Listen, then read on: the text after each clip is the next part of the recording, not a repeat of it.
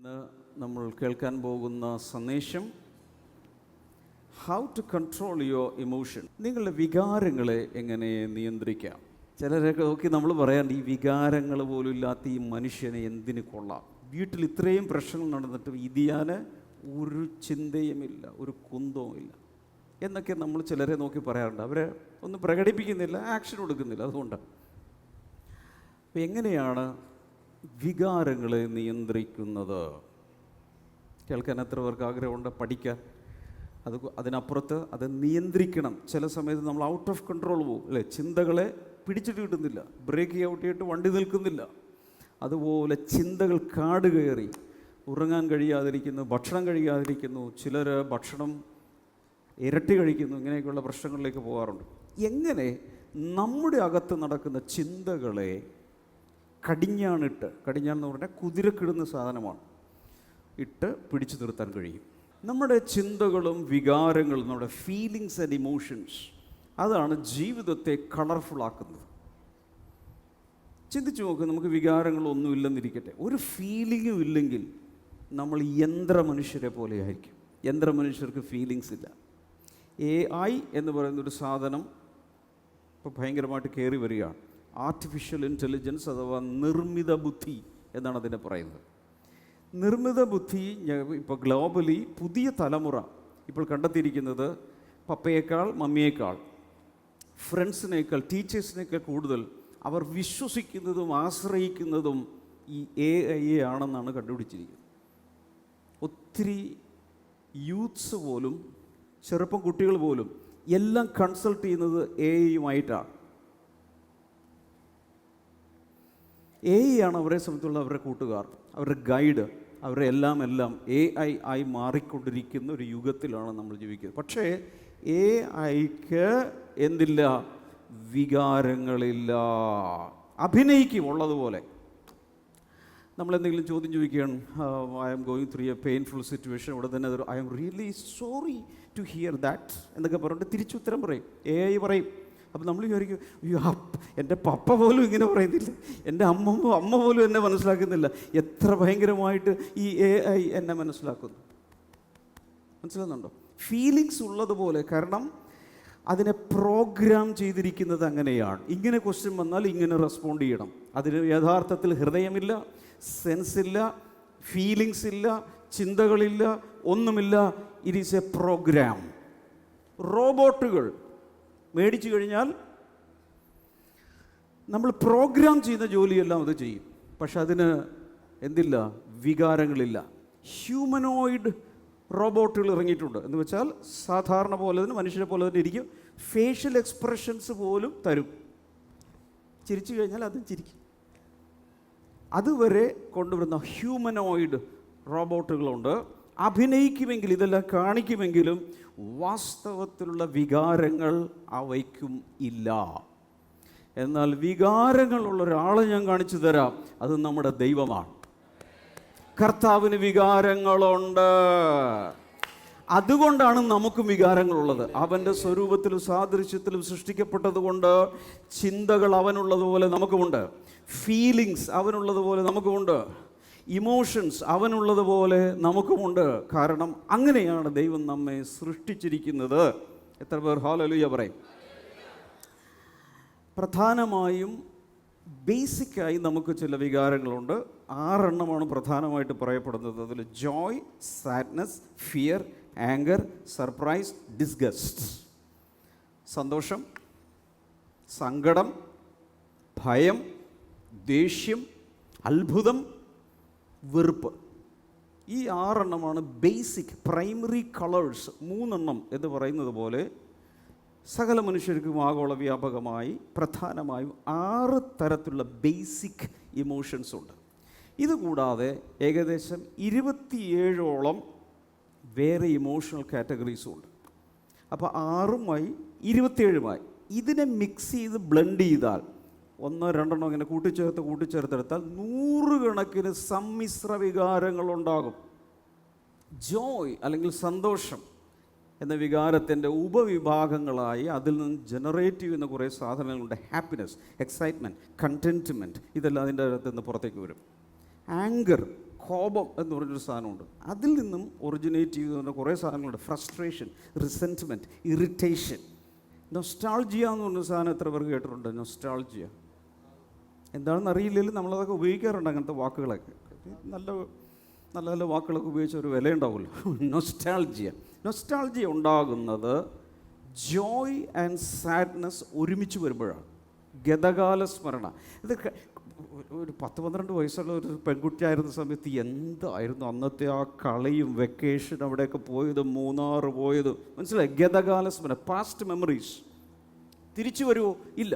അപ്പം അത് ഓർക്കുമ്പോഴുള്ള ഒരു സന്തോഷമുണ്ട്, ഇനി അതൊരിക്കലും വരില്ലല്ലോ എന്നൊരു ദുഃഖമുണ്ട്. ഇത് രണ്ടും കൂടി ചേരുമ്പോൾ നമുക്ക് നൊസ്റ്റാൾജിയ കിട്ടും. അതൊരു ഇമോഷനാണ്, ഒരു സമ്മിശ്ര വികാരമാണ്. ചില സമയത്ത് 10-100 വികാരങ്ങളെല്ലാം കൂടി ഒരുമിച്ച് വന്നാലുള്ള അവസ്ഥ എന്തായിരിക്കും? അതിന് വേണ്ടിയിട്ടാണ് മെൻ്റൽ ഹോസ്പിറ്റലൊക്കെ പണിതിരിക്കുന്നത് തോന്നുന്നില്ല, കരഞ്ഞു കൊടുത്ത്. അപ്പോൾ ഇങ്ങനെ പ്രൈമറി ബേസിക് കുറേ ഇമോഷൻസ് ഉണ്ട്. അതുകൂടാതെ എന്തുകൂടെ ഉണ്ട്? സബ്സിഡിയറി ആയി കുറേ ഉണ്ട്. ഇതെല്ലാം കൂടി മിക്സ് ചെയ്ത് 100 കണക്കിന് വികാരങ്ങൾ നമ്മുടെ അകത്തോടെ ഇങ്ങനെ പോയിക്കൊണ്ടിരിക്കും. ഇതാണ് നമ്മുടെ ജീവിതത്തിന് നിറവും വർണ്ണവും എല്ലാം നൽകുന്നത്. ഞാൻ നേരത്തെ പറഞ്ഞു, ദൈവം ഒരു വികാരജീവിയാണ്. ദൈവത്തിന് വികാരങ്ങളുണ്ട്. യേശു ഈ ഭൂമിയിലേക്ക് വന്നപ്പോൾ പലതരത്തിലുള്ള വികാര പ്രകടനങ്ങൾ നടത്തിയിട്ടുണ്ട്. ലൂക്കോസിൻ്റെ സുവിശേഷം 10:21 ജീസസ് റിജോയ്സ്ഡ്. യേശു സന്തോഷിച്ചു, ആത്മാവിൽ അവൻ ആനന്ദിച്ചു. പറഞ്ഞത് എന്തെന്നാൽ അതിൻ്റെ അർത്ഥം ജോയ് എന്നുള്ള ഒരു വികാരം യേശു അടക്കി വയ്ക്കുകയല്ല ചെയ്തത്, പ്രകടിപ്പിച്ചു. ഒറിജിനലി അതിൽ എഴുതിയിരിക്കുന്നത് ഇങ്ങനെയാണെന്നാണ് പറയപ്പെടുന്നത്: Jesus leaped up and turned around, danced and said. യേശു കർത്താവ് കറങ്ങി നൃത്തം ചെയ്ത് ആനന്ദിച്ചാണ്, ആത്മാവിൽ ആനന്ദിച്ചാണ് അത് പറഞ്ഞതെന്നാണ് ശരിക്കുള്ള അവിടെ വരേണ്ടതെന്ന് പറയാം. അതെല്ലാം കൂടി ഒന്നും ട്രാൻസ്ലേറ്റ് ചെയ്യാൻ പറ്റില്ല. അപ്പോൾ ആത്മാവിൽ ആനന്ദിച്ച് പറഞ്ഞത് എന്തെന്നാൽ അതിൻ്റെ അർത്ഥം പരിശുദ്ധാത്മ നിറവിൽ ആനന്ദ പ്രകടനങ്ങൾ ചെയ്യാൻ യേശുവിന് സാധിച്ചതുപോലെ ഇന്നത്തെ സഭായോഗത്തിൽ നമുക്ക് സാധിക്കും. കേട്ടില്ല. അപ്പോൾ യേശുവിന് അത് ചെയ്യാമെങ്കിൽ എൻ്റെ അടുത്ത സഭായോഗത്തിൽ വന്ന് ഇങ്ങനെ നമ്മൾ സ്റ്റാച്ചു പോലെ ഇരുന്ന് വികാരങ്ങളൊന്നും ഇല്ലാതെ പോകണമെന്ന് അർത്ഥമില്ല. എന്തു ചെയ്യാം? നമുക്കും നൃത്തം ചെയ്യാം, നമുക്കും കറങ്ങാം, നമുക്കും ആനന്ദിക്കാം, കൈകൾ ഉയർത്താം, ഫേഷ്യൽ എക്സ്പ്രഷൻസ് കാണിക്കാം. സ്വർഗത്തിലെ ദൂതന്മാർ അത് കാണിക്കുന്നതായിട്ടാണ് നമ്മൾ കാണുന്നത്, അല്ലേ? അവരാനന്ദിച്ചാർപ്പിട്ട് ദൈവത്തെ സ്തുതിച്ചുകൊണ്ടിരിക്കുകയാണ്. അല്ലാതെ റോബർട്ട് പോലെ ആണോ? ഏഞ്ചൽസ് അങ്ങനെയാണോ? അല്ല, അവരത് പ്രകടിപ്പിക്കുകയാണ്. യോഹന്നാൻ 11:35 യേശു കണ്ണുനീർ വാർത്തു. അപ്പോൾ ഒരാൾ ചോദിച്ചു, ഈ കഞ്ഞി വാർക്കുന്നത് പോലത്തെ ഒരു പരിപാടിയാണോ ഇത്? കഞ്ഞി വാർക്കുന്ന പോലത്തെ പരിപാടിയല്ല. യേശു കണ്ണുനീർ, ജീസസ് വെപ്റ്റ്, കണ്ണുനീർ തൂകി അവൻ കരഞ്ഞു. അതിൽ നിന്നൊരു കാര്യം മനസ്സിലായി, സ്ത്രീകൾക്ക് മാത്രമല്ല കണ്ണുനീർ, പുരുഷന്മാർക്കും കരയാം. ഞാൻ ഈ സൈഡിൽ ചെന്ന് പറയാം, പുരുഷ സഹോദരങ്ങളെ, നമുക്കും കരയാൻ അവകാശമുണ്ടെന്ന്. കാരണം യേശു കരഞ്ഞു. കരയുന്നവരോടുകൂടെ കൂടെ കരയുന്നൊരു സ്വഭാവം യേശുവിനുണ്ട്. അത് ബൈബിളിൽ ലേഖനങ്ങളിൽ എഴുതിയിട്ടുണ്ട്. കരയുന്നവരോടൊപ്പം എന്ത് ചെയ്യുക? അവരോടൊപ്പം കരയുക. ഒരു ദേവദാസൻ പറഞ്ഞിട്ടുണ്ട്, അദ്ദേഹത്തിൻ്റെ മകളുടെ പൂച്ചക്കുഞ്ഞ് മരിച്ചു. അദ്ദേഹത്തിൻ്റെ മകൾ വളർത്തിയിരുന്ന വളരെ, ഇന്നലെ എനിക്കൊരു മെസ്സേജ് വന്നു, ഫോട്ടോ സഹിതം, ഒരു പൂച്ച മരിച്ചു പോയി, ഭയങ്കര പ്രശ്നത്തിലാണ്. അപ്പം അദ്ദേഹം പറഞ്ഞത്, സാധാരണ നമ്മൾ പൂച്ചയല്ലേ, മൃഗങ്ങളല്ല, അത് ചത്തുപോകും, നമുക്ക് വേറെ മേടിക്കാം, നീ എന്തിനാ കരയുന്നേ? അതല്ലേ സാധാരണ നമ്മൾ ചോദിക്കുന്നത്. അല്ല, അദ്ദേഹം അവരെല്ലാവരും കൂടി ആ തറയിലിരുന്നു. എന്നിട്ട് എന്ത് ചെയ്തു? ഈ മോളോടൊപ്പം ഇരുന്ന് അവരും അങ്ങോട്ട് കരഞ്ഞു. അപ്പോഴാണ് അവൾക്ക് ആശ്വാസമായത്. ഇവിടെ പ്രസംഗിക്കുക, അതാണ് പറയുന്ന മനസ്സിൽ. ആ ഫീലിങ്സ് എക്സ്പ്രസ് ചെയ്യുമ്പോഴാണ് അവർക്ക് ആശ്വാസമാകുന്നത്. അവർക്കറിയാം, മുതിർന്ന പപ്പയ്ക്കും മമ്മിക്കും അറിയാം, ഇത് വെറുതെ ഇങ്ങനെ ചുമ്മാ കരയേണ്ട ആവശ്യമൊന്നുമില്ല, ഒരു പൂച്ചയാണ് ചത്തത്, മനുഷ്യനല്ല. പക്ഷേ അവൾക്ക് അത് ഫീൽ ചെയ്യണമെങ്കിൽ അവളോടൊപ്പം ഇരുന്ന് കരയണം. ഈ ദൈവദാസനും ഭാര്യയും ബാക്കി കുടുംബാംഗങ്ങളും അവളോടൊപ്പം ഈ പൂച്ചയുടെ ഡെഡ് ബോഡിയുടെ ചുറ്റും അങ്ങ് കരഞ്ഞു കൊടുത്തു. അതാണ് യേശു എവിടെ ചെയ്തത്. യേശുവിനറിയാൻ ഞാൻ ഉയർപ്പിക്കാൻ പോവുകയാണ്. ചില മിനിറ്റുകൾക്കകം ലാസർ പുറത്തു വരാൻ പോവുക. എന്നിട്ടും ദുഃഖിക്കുന്നവരുടെ ദുഃഖത്തിൽ യേശു പങ്കുകൊണ്ടു. മക്കളെ, നാം കൈയടിച്ച് ആരാധിക്കുന്ന യേശുവിന് വികാരങ്ങളുണ്ട്. 3 ടൺ ഭാരങ്ങളുമായിട്ടാണ് വന്നിരിക്കുന്നതെങ്കിൽ കർത്താവ് തൊട്ടടുത്ത് നിന്നുകൊണ്ട് പറയുക, ഇങ്ങോട്ട് വെച്ചേക്കാൻ. ഈ യേശു വികാരമുള്ളവനാണെന്ന് മനസ്സിലായില്ലെങ്കിൽ അതൊരു വലിയ നഷ്ടമാണ്. നമുക്ക് ആശ്വാസം കിട്ടില്ല. റാമയിൽ ഒരു വലിയ കരച്ചിലുണ്ടായി. കാരണം അവരുടെ പിള്ളേരെ മൊത്തം കൊന്നുകളഞ്ഞു ഹെരോദാവ്.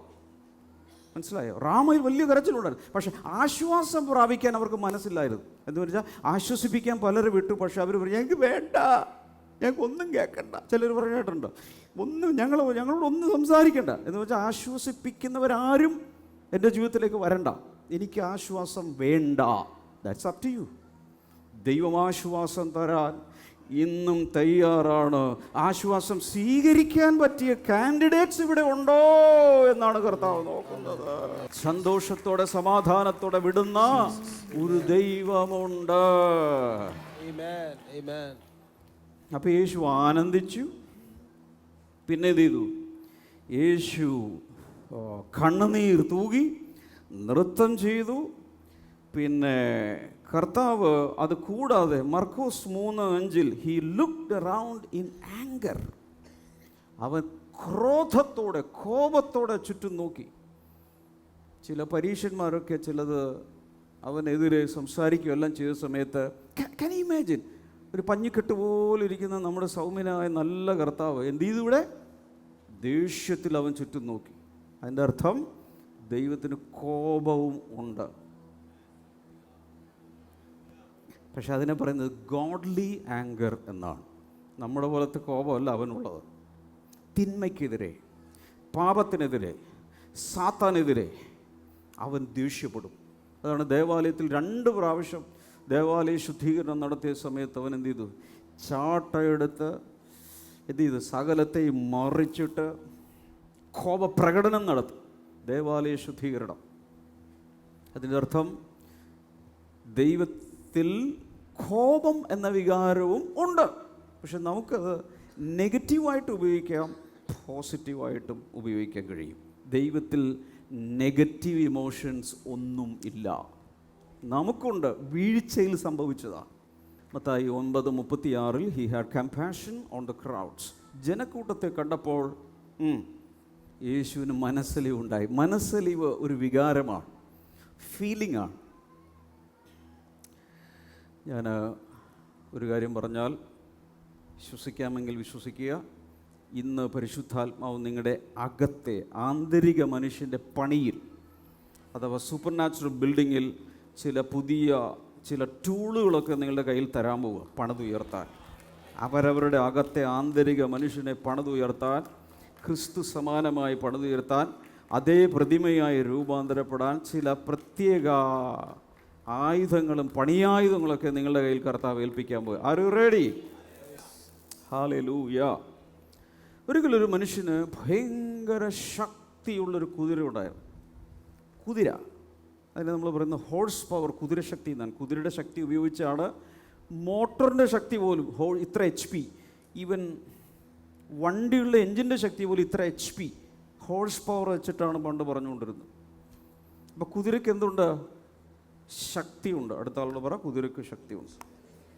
പക്ഷെ കുതിരപ്പുറത്തൊരാൾ കയറി ഇരിക്കുന്നില്ലെങ്കിൽ ഈ ശക്തി വൈൽഡായിട്ട് മാറാൻ സാധ്യതയുണ്ട്. കുതിരയുടെ ശക്തി, അതിൻ്റെ മുകളിൽ കയറി ഒരാൾ എന്ത് ചെയ്യണം?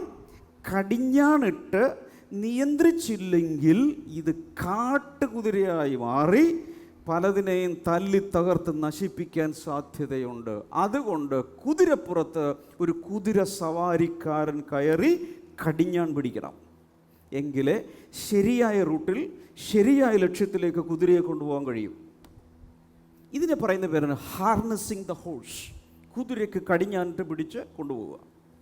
ഇതുപോലെ നമ്മുടെ വികാരങ്ങൾക്ക് വലിയ ശക്തിയുണ്ട്. ഈ വികാരങ്ങൾ കൊണ്ടാണ് നമ്മൾ പലതും ചെയ്യുന്നത്. പക്ഷേ ഈ വികാരങ്ങളുടെ ശക്തി എന്ത് ചെയ്യണം? കടിഞ്ഞാണിട്ട് നിയന്ത്രിച്ചില്ലെങ്കിൽ നീയും ഞാനും ഒക്കെ ഒരു കാട്ടുകുതിരയെ പോലെ ജീവിക്കാനുള്ള സാധ്യതയുണ്ട്. അതുകൊണ്ട് മനസ്സിലുണ്ടാകുന്ന വികാരങ്ങളെ നിയന്ത്രിക്കണം, എങ്കിലേ ശരിയായ ഫലം കാണൂ. അതാണ് ഇന്ന് നമ്മൾ കാണാൻ പോകുന്നത്. നിങ്ങളുടെ വികാരങ്ങളെ എങ്ങനെയാണ് നിയന്ത്രിക്കാൻ കഴിയുന്നത്? Anybody interested? ഹല്ലേലൂയ. ഇനി ഒത്തിരി വിശ്വാസികളിൽ ഒത്തിരി മനുഷ്യരും തെർമോമീറ്റർ പോലെയാണ്. തെർമോമീറ്റർ എന്ന് പറഞ്ഞാൽ ഇന്നത്തെ ദിവസം ഇത്തിരി ചൂട്, ചില എ സികൾ വർക്ക് ചെയ്യുന്നില്ല, അതുകൊണ്ട് അവിടെ ഒരു വലിയ കൂളറുകളൊക്കെ കൊണ്ടുവന്ന് വെച്ചിട്ടുണ്ട്. അപ്പോൾ അതനുസരിച്ച് എന്ത് ചെയ്യും? നമ്മുടെ മൂടൊക്കെ മാറാം. ഇവിടെ ഒരു തെർമോമീറ്റർ കൊണ്ടുവന്ന് ഇവിടെ പിടിച്ചാൽ എന്ത് സംഭവിക്കും? ആ തെർമോമീറ്റർ ഇതിൻ്റെ ടെമ്പറേച്ചർ നമുക്കതിൽ കാണാം. പക്ഷേ ടെമ്പറേച്ചർ അത് മാറ്റുമോ? നോ. ടെമ്പറേച്ചർ മാറ്റണമെങ്കിൽ വേറൊരു സാധനം കൊണ്ടുവരണം. അതിൻ്റെ പേരാണ് തെർമോസ്റ്റാറ്റ്. തെർമോസ്റ്റാറ്റിൻ്റെ പ്രത്യേകത, എല്ലാ എ സിയുടെ അകത്തും ഒരു തെർമോസ്റ്റാറ്റ് ഇരിപ്പുണ്ട്. തെർമോസ്റ്റാറ്റിൻ്റെ പ്രത്യേകത ചൂടിനെ അത് കൺട്രോൾ ചെയ്യും. പക്ഷേ അനേക മനുഷ്യരും ഈ ഭൂമിയിൽ ജീവിക്കുന്നത് എന്തായിട്ടാണ്? തെർമോമീറ്ററായിട്ടാണ്. സാഹചര്യങ്ങൾ മാറുമ്പോൾ അവരുടെ മൂടും മാറും, അതിനനുസരിച്ച് അവർ പ്രതികരിക്കും. ദുഃഖകരമായ ഒരു സാഹചര്യത്തിലൂടെ പോകുമ്പോൾ അവർ ദുഃഖിച്ച് അവിടെ ഇരിക്കും. ഇന്ന് ഞാൻ ബ്ലെസ്സിങ് ടുഡേയിൽ സഭായോഗത്തിന് പോകുന്നില്ല. കാരണം എന്താ? മൂടില്ല. കാരണം സാഹചര്യം അവരുടെ ആരാധനയെ മുടക്കി. അവർ തെർമോമീറ്ററാണ്. എന്നാൽ വേറെ ചില ദൈവമക്കളുണ്ട്, അവരെന്ത് ചെയ്യുന്നറിയാമോ? തെർമോസ്റ്റാറ്റ് പോലെ എഴുന്നേറ്റിട്ട് അവർ സാഹചര്യങ്ങളെ മാറ്റും. നിങ്ങളാരും വരുന്നില്ലെങ്കിലും ഞാനിതാ പോകുന്നു. ബൈബിളൊക്കെ എടുത്ത് അവരങ്ങ് ഇറങ്ങും. അവരാണ് തെർമോസ്റ്റാറ്റ് ബിലീവേഴ്സ്. അങ്ങനെയുള്ളവരുണ്ടെങ്കിൽ ഒന്ന് കൈ വീശി കാണിക്ക്. ഇവിടെ വന്നതിൻ്റെ അർത്ഥം നിങ്ങളൊരു തെർമോസ്റ്റാറ്റ് എന്നാണ്. കാരണം പലതും കൊണ്ട് നിന്ന് വരാൻ പറ്റില്ലായിരുന്നു, പക്ഷെ ഞാൻ തീരുമാനിച്ചു, ഞാൻ പോകും. ചില നെഗറ്റീവ് വികാരങ്ങളെ അകത്തോട്ട് വലിക്കുന്ന, പുറകിലോട്ട് വലിക്കുന്ന പലതിനെയും അതിജീവിച്ച് ആരാധനയ്ക്ക് വന്നെങ്കിൽ തോളിലടിച്ച് കൺഗ്രാജുലേഷൻസ് പറ, അപ്രീസിയേഷൻസ് പറ, അഭിനന്ദനങ്ങൾ പറ, അങ്ങോട്ടും ഇങ്ങോട്ടൊക്കെ പറ. God bless you. ഹല്ലേലൂയ. അത് ഇതിൽ മാത്രമല്ല, എല്ലാ സാഹചര്യങ്ങളിലും ഒരു തെർമോമീറ്റർ ആകാതെ പിന്നെ എന്തായി മാറണം? ഒരു തെർമോസ്റ്റാറ്റായിട്ട് മാറണം. തെർമോസ്റ്റാറ്റിന് എന്ത് കഴിയും? സാഹചര്യങ്ങളെ മാറ്റാൻ കഴിയും. നിങ്ങൾ പറയുന്നൊരു വാക്ക്, നിങ്ങളുടെ ആറ്റിറ്റ്യൂഡുകൾ, ആ സമയത്തുള്ള ചിന്തകൾ, ആ സമയത്ത് പറയുന്ന ചില സംഭാഷണങ്ങൾ, ഇതൊക്കെ കൊണ്ട് കുടുംബാന്തരീക്ഷം മാറും, സഭാന്തരീക്ഷം മാറും, അവസ്ഥകൾ മാറും. നിങ്ങളുടെ ഓഫീസിലേക്ക് നാളെ ചെല്ലുമ്പോൾ ഭയങ്കര നെഗറ്റീവ് ഇമോഷൻ. ചിലർ പറയുന്നുണ്ട് നെഗറ്റീവ് എനർജിയാണ്. ഞങ്ങളുടെ ഓഫീസിലോട്ട് ചെല്ലുമ്പോൾ മൊത്തം നെഗറ്റീവ് എനർജിയാണ്. എടാ, പോസിറ്റീവ് എനർജിയായിട്ട് ദൈവം തന്നെ അതിനകത്ത് വെച്ചിരിക്കുകയാണ്. ഈ പോസിറ്റീവ് കൊണ്ട് നെഗറ്റീവിനെ ക്യാൻസൽ ചെയ്യുക. നിന്റെ അകത്ത് പരിശുദ്ധാത്മാവില്ലേ? വചനമില്ലേ? അങ്ങോട്ട് നീ അവൻ്റെ അകത്തോട്ട് സ്റ്റെപ്പിൻ ചെയ്യുമ്പോൾ തന്നെ സാഹചര്യങ്ങൾ മാറണം. വർഷങ്ങൾക്ക് മുമ്പ് ഞാനൊരു സ്ഥാപനത്തിൽ വർക്ക് ചെയ്യുന്ന സമയത്ത് സ്റ്റാഫ് എല്ലാം കൂടെ ഒരു മുറിയിലിരിക്കുകയായിരിക്കും. അപ്പോൾ അവർ വളരെ ഫിൽത്തി ലാംഗ്വേജൊക്കെ ഉപയോഗിച്ച്, വലിയ വിദ്യാഭ്യാസമുള്ളവരൊക്കെ ആണെങ്കിലും മോശം ഭാഷയൊക്കെ സംസാരിച്ചുകൊണ്ടിരിക്കുന്ന സമയത്തായിരിക്കും ബൈക്ക് ഓഫ് ചെയ്ത് ഞാൻ നേരെ കയറി ചെല്ലുന്നത്. സ്റ്റാഫ് റൂമിലേക്ക് കയറുമ്പോൾ എനിക്ക് കേൾക്കാം, ഡാമ്യം വന്നു. അവർ സംസാരിക്കില്ല. നോ, എൻ്റെ മുമ്പിൽ അവരത് സംസാരിക്കാൻ അവർക്ക് തന്നെ മടിയാണ്. അവർക്ക് തന്നെ ഒരു നാണം. ഇങ്ങനത്തെ ഭാഷ സംസാരിക്കാൻ അവർക്കൊരു നാണം. ഒരു ദൈവ പൈതലായി ജീവിക്കുകയാണെങ്കിൽ ഇങ്ങനെ ചിലരൊക്കെ മടിക്കും വേണ്ടാത്തത് നിൻ്റെ മുമ്പിൽ വിളമ്പാൻ. നിനക്കൊരു വിളിയുണ്ട്, ആയിരിക്കുന്ന സാഹചര്യങ്ങളെ മാറ്റിമറിക്കാൻ. നീ ക്യാരി ചെയ്യുന്നൊരു ദൈവവചനത്തിൻ്റെ ഭാണ്ഡമുണ്ട്. ദൈവത്തിൻ്റെ കൃപയുണ്ട്, ദൈവത്തിൻ്റെ അഭിഷേകമുണ്ട്, ദൈവത്തിൻ്റെ ആത്മാവുണ്ട്, ദൈവത്തിൻ്റെ ശക്തിയുണ്ട്. അതുമായിട്ട് അങ്ങ് കയറി ചെല്ലുമ്പോൾ നെഗറ്റീവ് എനർജി എല്ലാം പോകണം. ഇന്ന് തിരിച്ച് വീട്ടിൽ കയറുമ്പോൾ ഒരു നെഗറ്റീവ് എനർജിയും വീട്ടിലിനി കുടിപാർക്കാൻ പാടില്ല. ജനലിലൂടെയും കിളിവാതിലൂടെയും പിൻവാതിലൂടെയും ബാക്ക് ഡോറിലൂടെയും എല്ലാ നെഗറ്റീവ് എനർജിയും പോകട്ടെ. ഉറക്കെ പറയാം, പോസിറ്റീവ്. ഏറ്റവും വലിയ പോസിറ്റീവാണ് പരിശുദ്ധാത്മാവ്. ഈ പരിശുദ്ധാത്മാവിൻ്റെ ശക്തിയാണ് നമ്മുടെ മേലുള്ളത്. Hallelujah, How to control your emotions. Number 1, എഴുതുക. Let emotions follow, not lead. വികാരങ്ങൾ നമ്മെ നയിക്കരുത്, അവ നമ്മെ പിൻഗമിക്കട്ടെ എന്ന് പറഞ്ഞു കൊടുക്കുക. വികാരങ്ങൾ നമ്മെ നയിക്കരുത്, അവ നമ്മെ പിൻഗമിക്കട്ടെ. അത് പറഞ്ഞെഴുതുക. പറഞ്ഞെഴുതി കഴിഞ്ഞാൽ വേറൊരാളോട് അത് പറഞ്ഞു കൊടുക്കും. ഒന്ന് പറഞ്ഞു കൊടുത്തേ. വികാരങ്ങൾ നമ്മെ നയിക്കരുത്, അവ നമ്മെ പിൻഗമിക്കട്ടെ. വികാരങ്ങൾക്ക് ഒരു ഡ്രൈവർ ആകാനുള്ള വിളിയില്ല. വികാരങ്ങൾക്ക് ഒരു പൈലറ്റ് ആകാനുള്ള വിളിയില്ല. വികാരങ്ങൾക്ക് ഒരു നായകനാകാൻ, ലീഡർഷിപ്പ് എടുക്കാനുള്ള വിളിയില്ല. ദൈവം അനുവദിച്ചിട്ടില്ല. പക്ഷെ പലപ്പോഴും അതാണ് സംഭവിക്കുന്നത്. വികാരങ്ങളുടെ വിക്ടിംസായി, വികാരങ്ങളുടെ ഇരകളായി നമ്മൾ മാറാറുണ്ട്. വികാരങ്ങളുടെ അടിമകളായി നമ്മൾ മാറും. അതേസമയത്ത് ദൈവത്തിൻ്റെ പരിശുദ്ധാത്മാവിൻ്റെ ഒഴുക്കും വചന ശുശ്രൂഷയിലേക്ക് നമ്മളോടുകൂടി ഒന്ന് സഹകരിച്ചു പോയാലോ, വന്നതുപോലെയല്ല നീ തിരികെ പോകുന്നത്. സാഹചര്യങ്ങളെ മാറ്റുന്ന അടുത്തൊരു തെർമോസ്റ്റാറ്റായി അതിൻ്റെ അഭിഷേകവുമായി നീ എഴുന്നേൽക്കുമ്പോൾ നിനക്ക് മാത്രമുള്ള അനുഗ്രഹം സമൂഹത്തിനൊരു അനുഗ്രഹമായി നീ മാറില്ലേ? കുടുംബത്തിനൊരു അനുഗ്രഹമായി നീ മാറില്ലേ? റോമാലേഖനം 8:6 വായിക്കും. ജഡത്തിന്റെ ചിന്ത മരണം, ആത്മാവിന്റെ ചിന്തയോ ജീവനും സമാധാനവും തന്നെ. അതായത് ജഡം ജനറേറ്റ് ചെയ്യുന്ന വികാരങ്ങളുണ്ട്, നമ്മുടെ ഫ്ലഷിൽ നിന്ന് വരുന്ന വികാരങ്ങളുണ്ട്, ആത്മാവിൽ നിന്ന് വരുന്ന വികാരങ്ങളുമുണ്ട്. പ്രാർത്ഥിക്കാനിരിക്കുന്ന സമയത്ത് ആദ്യം ജനറേറ്റ് ചെയ്യപ്പെടുന്നത് ജഡത്തിൽ നിന്നുള്ള വികാരങ്ങളാണ്. അതിലൊന്നാമത്തെ വികാരം മതി പ്രാർത്ഥിച്ചത്. പ്രാർത്ഥിക്കാറ് ഇങ്ങനത്തെ അനുഭവങ്ങളൊന്നും ഇല്ല ആർക്കും. ആദ്യം തോന്നുന്നത് എന്താണ്? മതി. 1 മണിക്കൂർ പ്രാർത്ഥിക്കാൻ വേണ്ടി ഇരുന്നാൽ 1.5 മിനിറ്റ് ആകുമ്പോൾ നമ്മൾ വിചാരിക്കും 3 മണിക്കൂർ കഴിഞ്ഞെന്ന്. അതിന് കുറച്ച് പേര് ചിരിച്ചു. എൻ്റെ അടുത്ത അനുഭവങ്ങളുണ്ട്. നമുക്ക് എല്ലാവർക്കും ഉള്ളതാണിത്. കാരണം യേശു തന്നെ ഇതിൻ്റെ സൂത്രവാക്യം പറഞ്ഞു. എന്താണ് സൂത്രവാക്യം? ആത്മാവ് ഒരുക്കമുള്ളത്, ജഡം ബലഹീനമത്രേ. അതിൻ്റെ അർത്ഥം the spirit is willing but the flesh is weak. ആത്മാവിൻ്റെ ചിന്ത ജഡത്തിനും, ജഡത്തിൻ്റെ ചിന്ത ആത്മാവിനും വിപരീതമല്ലോ. ഈ രണ്ട് വികാരങ്ങളിടയിലാണ് നമ്മുടെ ജീവിതം. നമ്മുടെ അവസ്ഥ ഒന്ന് ആലോചിച്ച് നോക്കി. ജഡത്തിൽ നിന്ന് വരുന്ന വികാരങ്ങളും ആത്മാവിൽ നിന്ന് വരുന്ന വികാരങ്ങളുടെ ഇടയിലാണ് നമ്മുടെ ജീവിതം. ഓരോ പ്രാവശ്യവും നമ്മൾ തീരുമാനിക്കണം, ഇത് വേണോ അത് വേണോ, ഇത് വേണോ അത് വേണോ. ജഡത്തിൻ്റെ ചിന്ത വേണോ, ആത്മാവിൻ്റെ ചിന്ത വേണോ. ജഡത്തിൻ്റെ ചിന്ത മരണമാണ്, ആത്മാവിൻ്റെ ചിന്ത ജീവനാണ്. വികാരങ്ങൾ, പ്രത്യേകിച്ച് ജഡത്തിൽ നിന്ന് വരുന്ന വികാരങ്ങൾ നമ്മെ നയിക്കരുത്. ഹല്ലേലൂയ. മോശെ എന്ന മഹാ ദൈവപുരുഷനെ നമുക്കെല്ലാവർക്കും അറിയാം. അദ്ദേഹത്തോട് ഒരിക്കൽ ദൈവം പറഞ്ഞു, ജനത്തിന് ദാഹിക്കുന്നു, നീ എന്ത് ചെയ്യണം? ആ പാറയെടുത്ത് അടിക്കാൻ പറഞ്ഞു. അടിച്ചു, വെള്ളം വന്നു, കുടിച്ചു. പിന്നൊരിക്കൽ ഇതുപോലെ തന്നെ വന്നപ്പോൾ ആ സമയത്ത് ജനം വല്ലാത്ത രീതിയിൽ അവനെ ഭ്രാന്ത് പിടിപ്പിച്ചിരിക്കുന്ന സമയമാണ്. ദൈവം വന്നിട്ട് പറഞ്ഞു, ആ പാറയോട് കൽപ്പിക്കാൻ പറഞ്ഞു. പക്ഷേ ദേഷ്യം വന്നിരിക്കുന്ന സമയമായതുകൊണ്ട് കൽപ്പിക്കുന്നതിന് പകരം എന്ത് ചെയ്തു? വടി കൊണ്ട് ഒറ്റ അടി കൊടുത്തു. വെള്ളം വന്നു, കാര്യം നടന്നു, ജനം കുടിച്ചെങ്കിലും മിസ്സായത് വാഗ്ദത്ത നാടാണ്. കോപത്തെ അദ്ദേഹത്തിന് നിയന്ത്രിക്കാൻ കഴിഞ്ഞില്ല.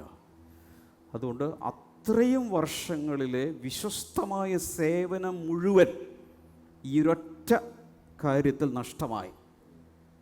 അപ്പോൾ ദൈവം അത്രയും വലിയ ആക്ഷൻ എടുക്കാൻ കാര്യം എന്താണ്? അതിൻ്റെ കാരണം ഞാൻ പല പ്രാവശ്യം വിശദീകരിച്ചിട്ടുണ്ട്. ഒന്നാമത്തെ പ്രാവശ്യം പാറയടിച്ചു. അതിൻ്റെ അർത്ഥം പാറയായ ക്രിസ്തുവിനെ ക്രൂശിൽ അടിക്കുന്നതിൻ്റെ ഒരു മുൻനിഴലായിരുന്നു അത്. അത് ഒറ്റ പ്രാവശ്യമുള്ളൂ ക്രൂശീകരണം. വീണ്ടും ആ ഒരു ടൈപ്പ് ഷാഡോ ക്രിയേറ്റ് ചെയ്യാൻ പാടില്ല. ഇനി മുതൽ എന്ത് ചെയ്താൽ മതി? കൽപ്പിച്ചാൽ മതി, വന്നോളും. Because it is the finished work of Christ. Amen, amen, amen. Hallelujah. ഒരിക്കലായി Amen. കർത്താവ് Yes. കാൽവരി ക്രൂശിൽ തകർന്നപ്പോൾ എന്നേക്കുമായി നമ്മുടെ വീണ്ടെടുപ്പും നമുക്ക് ആവശ്യമുള്ളതും ജീവജല നദികളും എല്ലാം ഒറ്റ പ്രാവശ്യമായി തീർന്നു. Amen. Yes. അനേക പ്രാവശ്യം അവനെ ക്രൂശിക്കരുത്, അനേക പ്രാവശ്യം അവനെ അടിക്കരുത്. ഇനി എന്ത് ചെയ്താൽ മതി? അത് നോക്കി സംസാരിച്ചാൽ മതി, ഒഴുകിക്കൊണ്ടേയിരിക്കും. Hallelujah. 2000 വർഷങ്ങൾക്ക് മുമ്പ് യേശു കർത്താവ് ഒരൊറ്റ പ്രാവശ്യം ക്രൂശിൽ മരിച്ച ഫിനിഷ്ഡ് വർക്ക് കർത്താവ് ക്രൂശിൽ ചെയ്ത് പൂർത്തിയാക്കിയത് കൊണ്ട് ഇനി ആരും ഒന്നും ചെയ്യണ്ട, പ്രാർത്ഥിച്ചാൽ മതി, പറഞ്ഞാൽ മതി. ആ ഫിനിഷ്ഡ് വർക്ക് ഓഫ് ക്രൈസ്റ്റിനെ ബേസ് ചെയ്ത് ഇനി അങ്ങ് ജീവിച്ചാൽ മതി. Amen. ഇത് മോശം തെറ്റിച്ചു, ആ പിക്ചർ തെറ്റിച്ചു. അതുകൊണ്ടാണ് ദൈവം ഇത്രയും വലിയ ആക്ഷൻ എടുത്തത്. 1 രാജാക്കന്മാർ 19-ാം അധ്യായത്തിൻ്റെ 3-4 വചനങ്ങളിൽ മറ്റൊരു വലിയ അഭിഷിക്തൻ ചരിത്രത്തിൽ വന്നതിൽ വലിയ അഭിഷിക്തന്മാരുടെ കാര്യമാണ് ഞാൻ പറയുന്നത്. വലിയൊരു അഭിഷിക്തൻ ഏലിയാവ്. ഈ ഏലിയാവിൻ്റെ പ്രത്യേകത ചരിത്രത്തിൽ ആരും ചെയ്യാത്തതുപോലെ പ്രാർത്ഥനയിൽ ഒത്തിരി അവിശ്വാസികളും ദുഷ്ടന്മാരും പൈശാചിക ബാധയുള്ളവരൊക്കെ ചുറ്റും നിൽക്കുന്ന സമയത്ത് ദൈവത്തോട് പ്രാർത്ഥിച്ച് ഒറ്റയ്ക്ക് പ്രാർത്ഥിച്ച് തീ ഇറക്കിയ മനുഷ്യൻ. പക്ഷെ അതിനുശേഷം പെട്ടെന്ന് അവൻ മൂഡ് ഓഫായി, മരിക്കാൻ ആഗ്രഹിച്ചു. എൻ്റെ അർത്ഥം വലിയ ശുശ്രൂഷകൾക്ക് ശേഷവും എന്ത് വരാം? പെട്ടെന്ന് നമുക്ക് മൂഡ് ഓഫ് വരാം. വലിയ കാര്യങ്ങൾ, ആത്മാക്കളെ നേടുന്നു, ഒരു 10 ആത്മാക്കളെ നേടി, അവർ സ്നാനപ്പെട്ടു, അവർ പരിശുദ്ധാത്മാവിൽ നിറഞ്ഞു, അവർ സഭയുടെ ഭാഗമാകും. അങ്ങനെ ഭയങ്കര സംഭവമായി നിൽക്കുന്ന സമയത്തായിരിക്കും പെട്ടെന്ന് നമ്മുടെ എല്ലാം കൂടി പോകുന്നു. ഞാൻ ശരിക്കും രക്ഷിക്കപ്പെട്ടതാണോ? ഈ ബൈബിളിൽ പറയുന്നതൊക്കെ ശരിയാണോ? ദൈവം ഉണ്ടോ സത്യത്തിൽ? അങ്ങനെയൊക്കെ ചിന്ത വരുന്ന ആരെങ്കിലും ഉണ്ടോ? നിങ്ങൾക്ക് വരില്ല, നിങ്ങളൊക്കെ മാലാഖമാരല്ലേ. ഇങ്ങനെയുള്ള നെഗറ്റീവ് ചിന്തകൾ വലിയ ശുശ്രൂഷ ചെയ്ത ശേഷവും വരാം.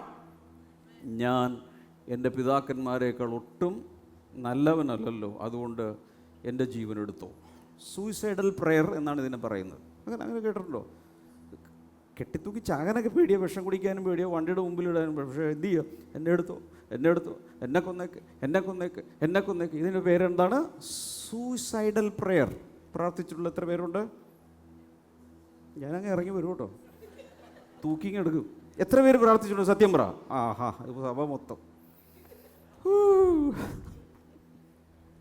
ഒരു ദുഃഖം വന്നാൽ അടുത്ത പ്രാർത്ഥന കർത്താവേ മതി, ഞാൻ അങ്ങോട്ട് പോകാൻ തീർന്നത്. പക്ഷേ ഈ ലിസ്റ്റ് വേറെ ഇരിക്കുകയാണ് തീർക്കാനുള്ളത്. അത് വേറെ നേരത്തെ എഴുതി വെച്ചിട്ടുണ്ട്. ഇതെല്ലാം കാണാതെ എന്നെ എടുക്കരുതെന്ന് നേരത്തെ പ്രാർത്ഥിച്ചും വെച്ചിട്ടുണ്ട്. എന്നാലും ഇതിന് വേറൊരു പേരുണ്ട്, ബ്ലാക്ക് മെയിൽ പ്രെയർ എന്ന് ഇതിന് പറയുന്നു. ഒന്ന് സൂസൈഡൽ പ്രെയർ, 2 ബ്ലാക്ക് മെയിൽ. കർത്താവിനെ ഒന്ന് ബ്ലാക്ക് മെയിൽ ചെയ്യുക.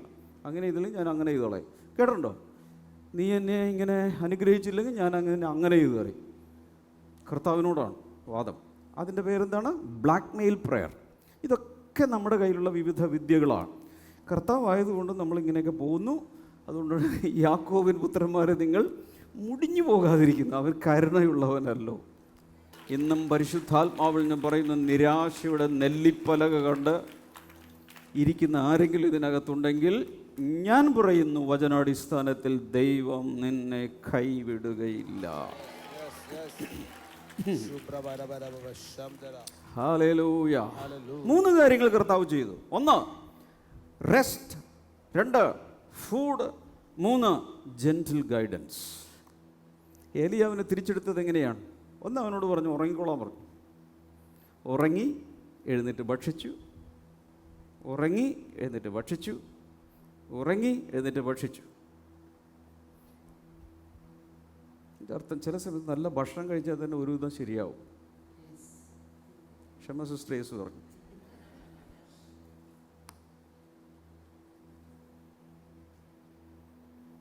ഭയങ്കര മൂഡ് ഓഫ് ആയിരിക്കും. നല്ല മീൻകറിയും കുട്ടിയൊക്കെ ഒരു ചോറ് തിന്ന് കഴിയുമ്പോൾ ചിലർ അത് എങ്ങനെ പോയെന്നറിയില്ല, അതൊക്കെ അങ്ങോട്ട് മാറിപ്പോകും. ചിലർക്ക് നല്ലൊരു ഇറച്ചിക്കറിയൊക്കെ കൂട്ടി ചോറൊക്കെ തിന്നുമ്പോൾ അവരുടെ മൂഡ് ശരിയായി. അപ്പോൾ അമ്മമാർ ചെയ്യാവുന്നൊരു ഒരു വിദ്യയാണ്. ഭർത്താവ് ഇങ്ങനെ കാളക്കുട്ടിയെ പോലെ, കൊലക്കൊമ്പനെ പോലെ, വെട്ടുപോത്ത് പോലെയൊക്കെ വരുന്ന സമയത്ത് നല്ല മീൻകറിയും അല്ലെങ്കിൽ ചാളയും മാത്തിയോ എന്തൊക്കെ കൂടി കറി വെച്ച് അങ്ങ് വിളമ്പി കൊടുക്കണം. ഇയാൾ ചിലപ്പോൾ ശരിയാകാൻ സാധ്യതയുണ്ട്. പരീക്ഷിച്ചു നോക്ക്. നല്ല നല്ല ഭക്ഷണം കൊടുത്താൽ ചിലപ്പോൾ മിക്കവാറും പുരുഷന്മാർ അതിൽ വീഴുമെന്നാണ് എനിക്ക് തോന്നുന്നത്.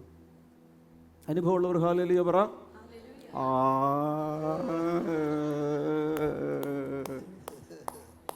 ആ മൈക്കിൽ കൂടി വന്നത് നിങ്ങൾ എടുക്കണ്ട, ബാക്കിയൊക്കെ എടുത്തു. Hallelujah, praise God. അപ്പോൾ ഒന്നെന്താണ്? റെസ്റ്റ് വേണം, ഫുഡ് വേണം. അടുത്തത് എന്താണ്? Gentle guidance. ഏലിയാവേ, നിനക്കിവിടെ എന്ത് കാര്യം എന്ന് വെച്ചാൽ you are in A wrong place. എന്തിന് ഇവിടെ കിടക്കുന്നേ? ദൈവവിളിയുള്ള, ഹോരേബിലേക്ക് പോകാൻ അസൈൻമെൻ്റ് ഉള്ള, ഇനിയും പോകുന്ന വഴിക്ക് പല ശുശ്രൂഷയും തീർക്കാനുള്ള നീ എന്ത് ഇവിടെ കിടക്കുന്നേ? അല്ല, മനസ്സിലാവുന്നില്ലല്ലോ.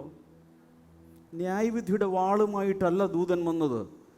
വളരെ പതുക്കെ അവനൊന്നും തട്ടി വിളിച്ച് എഴുന്നേൽപ്പിച്ച് അവന് വേണ്ട ഇന്ധനം നൽകി റെഡിയാക്കി ഹോരേബോളം അവനെ ഓടിച്ചു. That was A super natural journey. കാരണം അതിനുള്ളിൽ അവനൊന്നും കഴിച്ചില്ല. ഈ 40 ദിവസം ഉപവാസമായിരുന്നു, അവനൊന്നും ഭക്ഷിച്ചില്ല. ഈ ഒരൊറ്റ സ്ട്രെങ്തനിങ് മതിയായിരുന്നു. എൻ്റെ അർത്ഥം, ദൈവത്തിൽ നിന്ന് കിട്ടുന്ന 3 ഡോസ് കൊണ്ട് കുറഞ്ഞത് 1 മാസവും ഒരു 10 ദിവസം കൂടെ ഓടാനുള്ള മൈലേജ് കിട്ടും. Number 2, take responsibility for your mind set. അതാണ് രണ്ടാമത്. ടേക്ക് റെസ്പോൺസിബിലിറ്റി ഫോർ യുവർ, നിങ്ങളുടെ ചിന്താഗതിയുടെ ഉത്തരവാദിത്വം ഏറ്റെടുക്കുക. പറഞ്ഞേ, ആരെടുക്കണം? അവരവരെ ഏറ്റെടുക്കണം. നിങ്ങളുടെ ഭർത്താവിൻ്റെ നിങ്ങൾക്ക് ഏറ്റെടുക്കാൻ സാധ്യമല്ല, പിള്ളേരെ ഏറ്റെടുക്കാൻ സാധ്യമല്ല. നമ്മുടെ മൈൻഡ് സെറ്റിൻ്റെ ഉത്തരവാദിത്വം നമ്മൾ ഏറ്റെടുക്കണം. ഇതാരാ ചെയ്തത്? അവർ തന്നെ. ഈ അപ്പസ്തോലന്മാർ പറയുക, ഞങ്ങൾ ചെയ്ത പരിപാടി എന്താണ്? അവിടെ പറഞ്ഞിരിക്കുന്നത് സങ്കല്പങ്ങൾ, ദൈവത്തിൻ്റെ പരിജ്ഞാനത്തിന് വിരോധമായി പോകുന്ന എല്ലാ ഉയർച്ചയും, എന്നിട്ട് ഏത് വിചാരത്തെയും, ഫീലിങ്സ്, തോട്ട്സ്, അതിനെല്ലാം എന്ത് ചെയ്തു? പിടിച്ചടക്കി. ഇതാണ് ഏറ്റവും വലിയ വാർഫെയർ എന്നാണ് അദ്ദേഹം പറയുന്നത്. ഏറ്റവും വലിയ യുദ്ധം ഇപ്പോൾ ഇസ്രായേലിലോ ഇറാഖിലോ നടക്കുന്ന യുദ്ധമല്ല. ഏറ്റവും വലിയ യുദ്ധം നടക്കുന്നത് ഇവിടെയാണ്. ഗാസ സ്ട്രിപ്പ് അല്ല, ഗോലാൻ ഹൈറ്റ്സ് അല്ല, പിന്നെ മിഡിൽ ഈസ്റ്റ് അല്ല. ഏറ്റവും വലിയ യുദ്ധഭൂമി ഇവിടെയാണെന്ന് പറ. നിന്റെ ജീവിതത്തിൻ്റെ വിജയമോ പരാജയമോ നിശ്ചയിക്കുന്നത് അവിടെ പോകുന്ന മിസൈലുകളല്ല, അവിടെ ആര് യുദ്ധം ജയിക്കുമെന്നുള്ളതല്ല. ഇവിടെ നടക്കുന്ന നെഗറ്റീവ് ഇമോഷൻസും പോസിറ്റീവ് ഇമോഷൻസും തമ്മിൽ വരുമ്പോൾ അവിടെ എന്ത് ജയിക്കും? അവിടെ നിന്ന് ഒരു രാജ്യം ഒരു മിസൈൽ വിടും, അതിന് ഇപ്പുറത്തുകൂടി എന്ത് ചെയ്യും? ഒരു ഇൻ്റർസെപ്റ്റർ പോയിട്ട് അതിനെ അടിച്ച് തകർക്കും. ഇതുപോലെ വേണ്ടാത്ത, വൃത്തികെട്ട, ദുഷ്ടൽ നിന്നുള്ള, ജഡത്തിൽ നിന്നുള്ള നെഗറ്റീവ് ഇമോഷൻസ് വരുമ്പോൾ അതിനെന്ത് ചെയ്യണം? ദൈവത്തിൽ നിന്നുള്ള ചിന്തകൾ കൊണ്ട് അതിനെ ഇന്റർസെപ്റ്റ് ചെയ്ത് അവിടെ വെച്ച് പൊട്ടിച്ചു കളയണം. അതാണ് ഈ യുദ്ധം. സങ്കല്പങ്ങളും ദൈവത്തിന്റെ പരിജ്ഞാനത്തിന് വിരോധമായി വരുന്ന എല്ലാ ഉയർച്ച ഇടിച്ചു കളഞ്ഞ് ഏത് വിചാരത്തെയോ, അതായത് ക്രിസ്തുവിന്റെ അനുസരണത്തിന് എതിരെ പോകുന്ന ഏത് വിചാരത്തെയും, ചിരസ്ഥലത്ത് പറയുന്നത് തീയമ്പുകൾ, പിശാച എയ്ത് വിടുന്ന തീയമ്പുകൾ, ഫയറി ഡാറ്റ്സ് വരെ പൊളിച്ചു കളയുന്ന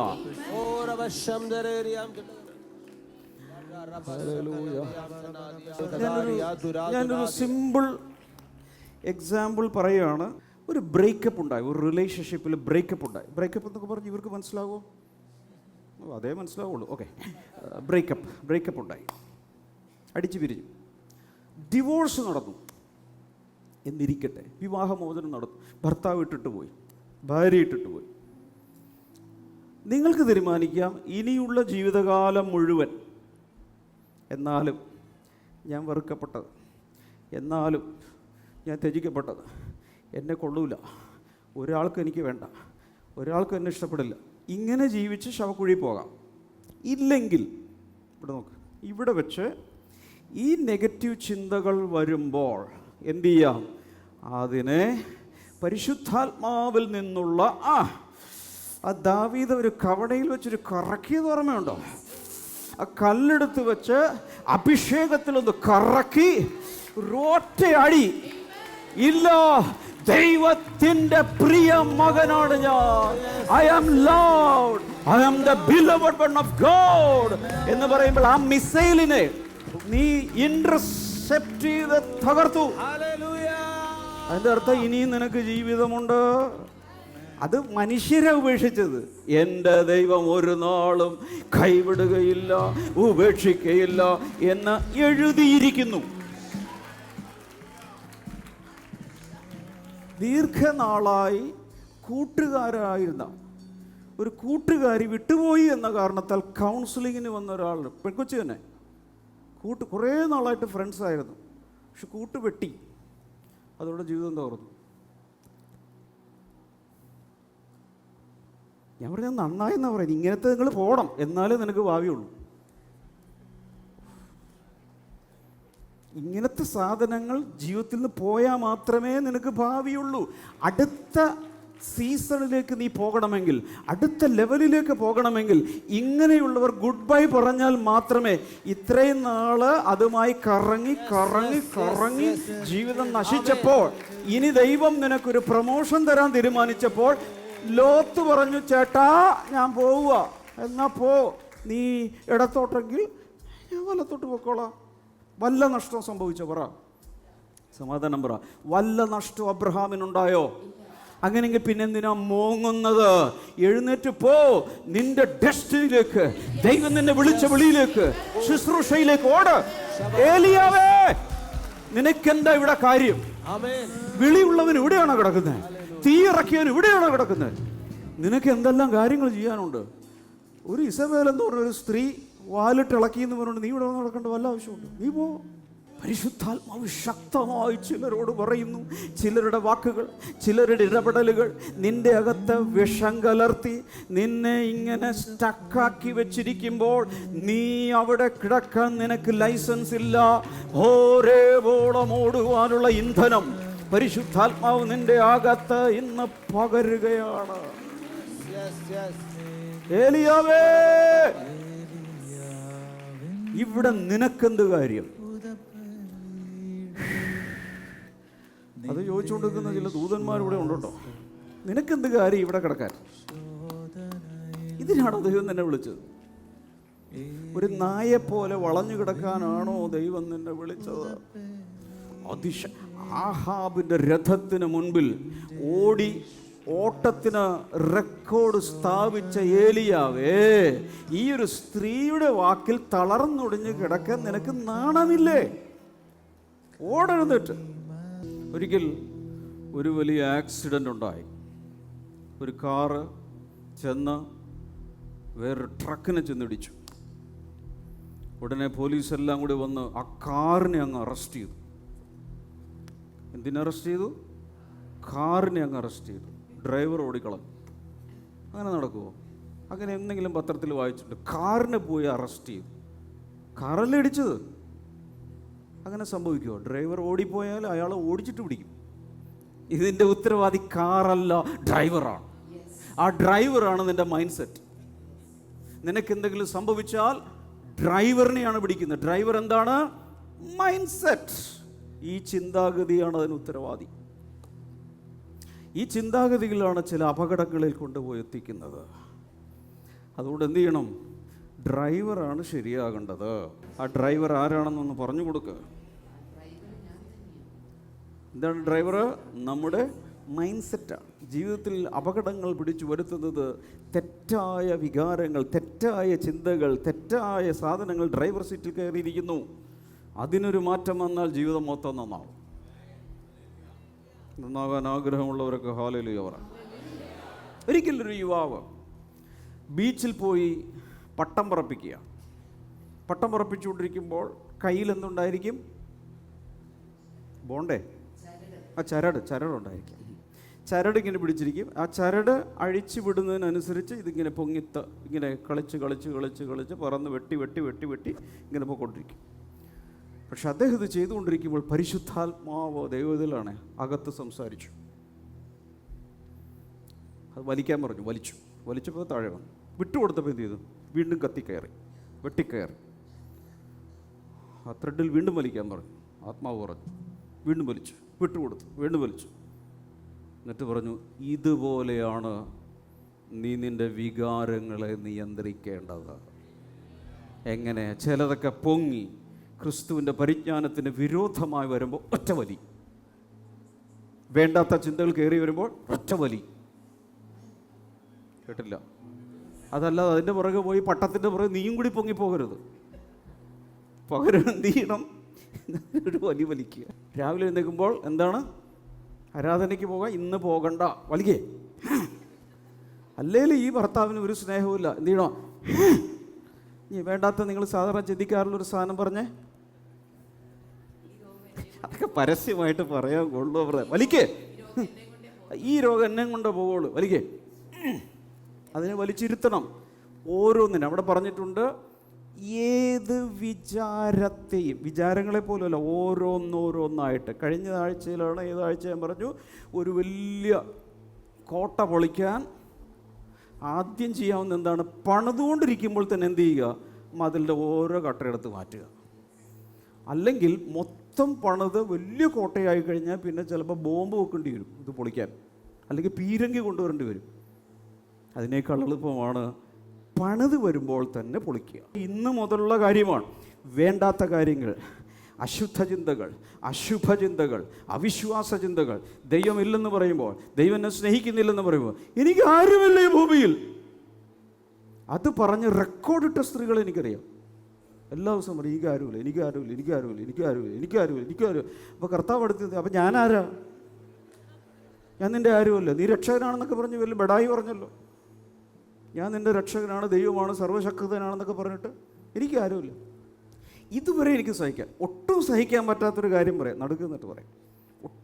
എനിക്കൊട്ടും സഹിക്കാൻ പറ്റാത്തൊരു കാര്യം, കർത്താവ് അല്ലാതെ എനിക്ക് ആരുമില്ല. ഇതാണ് എനിക്ക് ഒരിക്കലും സഹിക്കാൻ പറ്റാത്ത കാര്യം. അപ്പോൾ കർത്താവ് പോരെ? അപ്പോൾ കർത്താവ് അത്രയും ചീപ്പാണോ? കർത്താവ് അല്ലാതെ എനിക്ക് ആരുമില്ല. ഇത്രയും കഴിവില്ലാത്ത ഒരു കർത്താവല്ലാതെ എനിക്ക് ആരുമില്ല. കേട്ടിട്ടുണ്ടോ? അപ്പം നമ്മൾ ചിന്തിക്കണം, എന്താ പറഞ്ഞു വിടുന്നേ, എന്താ ചിന്തിച്ച് കൂട്ടുന്നേ. Think what you think. ജീവിതത്തിൽ രക്ഷപ്പെടണമെങ്കിൽ തിങ്ക് വാട്ട് ഗോഡ് തിങ്സ്. ദൈവം എന്ത് ചിന്തിക്കുന്നു അത് ചിന്തിക്കണം. അതുകൊണ്ടാണ് യേശയ്യാവിൻ്റെ പുസ്തകം 55:8-9 കർത്താവ് പറഞ്ഞു, നിൻ്റെ വിചാരങ്ങളല്ലപ്പ എൻ്റെ വിചാരങ്ങൾ, നിൻ്റെ വഴികളല്ല എൻ്റെ വഴികൾ. ആകാശം ഭൂമിക്ക് മീതെ ഉയർന്നിരിക്കുന്നത് പോലെ എൻ്റെ വഴികൾ നിങ്ങളുടെ ഇതിനേക്കാളും, എൻ്റെ പദ്ധതികൾ, എൻ്റെ ചിന്തകളൊക്കെ നിങ്ങളുടെ ഇതിനേക്കാളും ഉയർന്നിരിക്കുന്നു.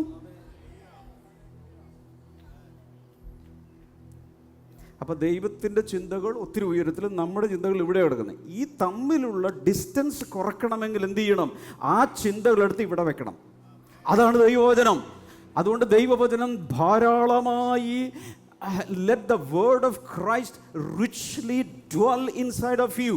ക്രിസ്തുവിൻ്റെ വചനം ഐശ്വര്യമായി നിങ്ങളിൽ വസിക്കട്ടെ. അതിൻ്റെ അർത്ഥം മാനുഷിക ചിന്തകൾ, ആവശ്യമില്ലാത്ത വികാരങ്ങളൊക്കെ മാറ്റി അകത്തോട്ട് ദൈവവചനം കൊണ്ട് നിറയ്ക്കണം, കൂത്തി നിറയ്ക്കണം. അപ്പോൾ നിന്റെ ജീവിതം ഉയരും, അവനിരിക്കുന്ന ഉയരങ്ങളിലേക്ക് ഉയരും. അടുത്ത ആളോട് പറയാം, ഇപ്പോഴത്തെ സോഫ്റ്റ്വെയറും കൊണ്ട് അധികം ഒന്നും ഉയരാൻ പോകുന്നില്ല എന്ന് പറ. ഇപ്പോഴത്തെ സോഫ്റ്റ്വെയർ കൊണ്ട് അധികം ഉയരാൻ പോകുന്നു. എന്താണ് സോഫ്റ്റ്വെയർ? മൈൻഡ് സെറ്റുകൾ, നമ്മുടെ ഉള്ളിലുള്ള ചിന്താഗതികൾ. ഈ ആയുസ് ഇങ്ങനെ പോവുള്ളൂ, തീർന്നു. പിന്നെ ജീവിതത്തിൽ ഒരു മില്ലിമീറ്റർ നീ ഉയരുമെന്ന് ചിന്തിക്കരുത്. എന്താ പറഞ്ഞത്? ഈ ആയുസ് ഇങ്ങനെയൊക്കെ ഉള്ളൂ, ഇത്രയൊക്കെ ഉള്ളൂ, ജീവിതം ഇത്രയൊക്കെ ഉള്ളൂ, ഇനി അതിനപ്പുറത്തോട്ടൊന്നും. ഓക്കെ, അതുകൊണ്ട് ജീവിതം, നിൻ്റെ ജീവിതത്തെ നീ തന്നെ കുറ്റിയടിച്ച് തളച്ചു. ചില ആളുകൾ പറഞ്ഞിട്ടുണ്ട്, ഭയങ്കരമായി ചിരിക്കുമ്പോൾ പോലും അവസാനം ചിരിച്ചിരിച്ച് അവസാനം അവർ പറയും എനിക്ക് വയ്യ. അങ്ങനെ പറഞ്ഞിട്ടുള്ള എത്ര പേരുണ്ട്? അവിടെ ഇഷ്ടംമാരുടെ അല്ലേ, നമ്മുടെ ഒരു ശൈലിയാണത്. പക്ഷെ എന്ത് പറ്റും? അങ്ങനെയുള്ള ജീവിതത്തിൽ മിക്കവാറും അസുഖമായിരിക്കും. കാരണം എനിക്ക് വയ്യ എന്നുള്ളത് ശരീരം കേട്ട് വയ്യല്ലേ, എന്നാൽ ഞാൻ കിടന്നോളാം.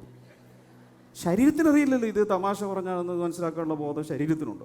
ശരീരത്തിലെ ഞരമ്പുകൾ, മസിലുകൾ, കോശങ്ങൾ, അസ്ഥികൾ, മജ്ജകൾ എല്ലാം വിശ്വസിച്ച് വയ്യ വയ്യ വയ്യ വയ്യ വയ്യ അതാ കിടക്കുന്നു.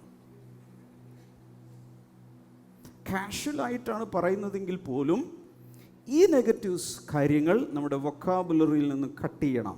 നെഗറ്റീവ് ചിന്തകൾ വരുമ്പോൾ എന്ത് ചെയ്യണം? ശീലിച്ചു പോയി. പട്ടക്കാരൻ വലിച്ചതുപോലെ വലിക്കുക,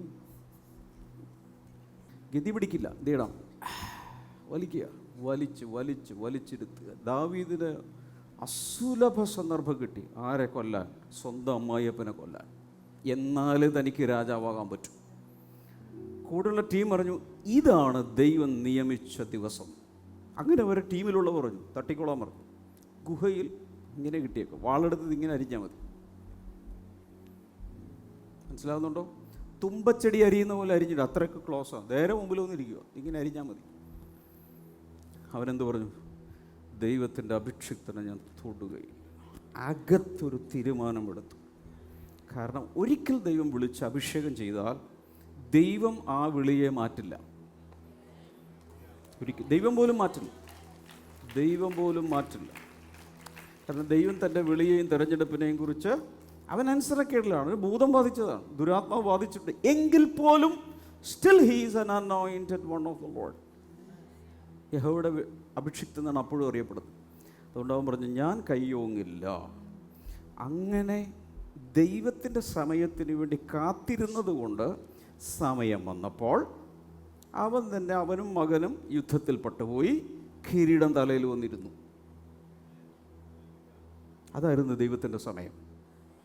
അങ്ങനെ ഇരുന്നതുകൊണ്ട് ഇന്നും ദാവീദ് ഗൃഹം അനുഗ്രഹിക്കപ്പെട്ടിരിക്കുന്നു. ഒരാളെടുത്ത തീരുമാനമാണ്.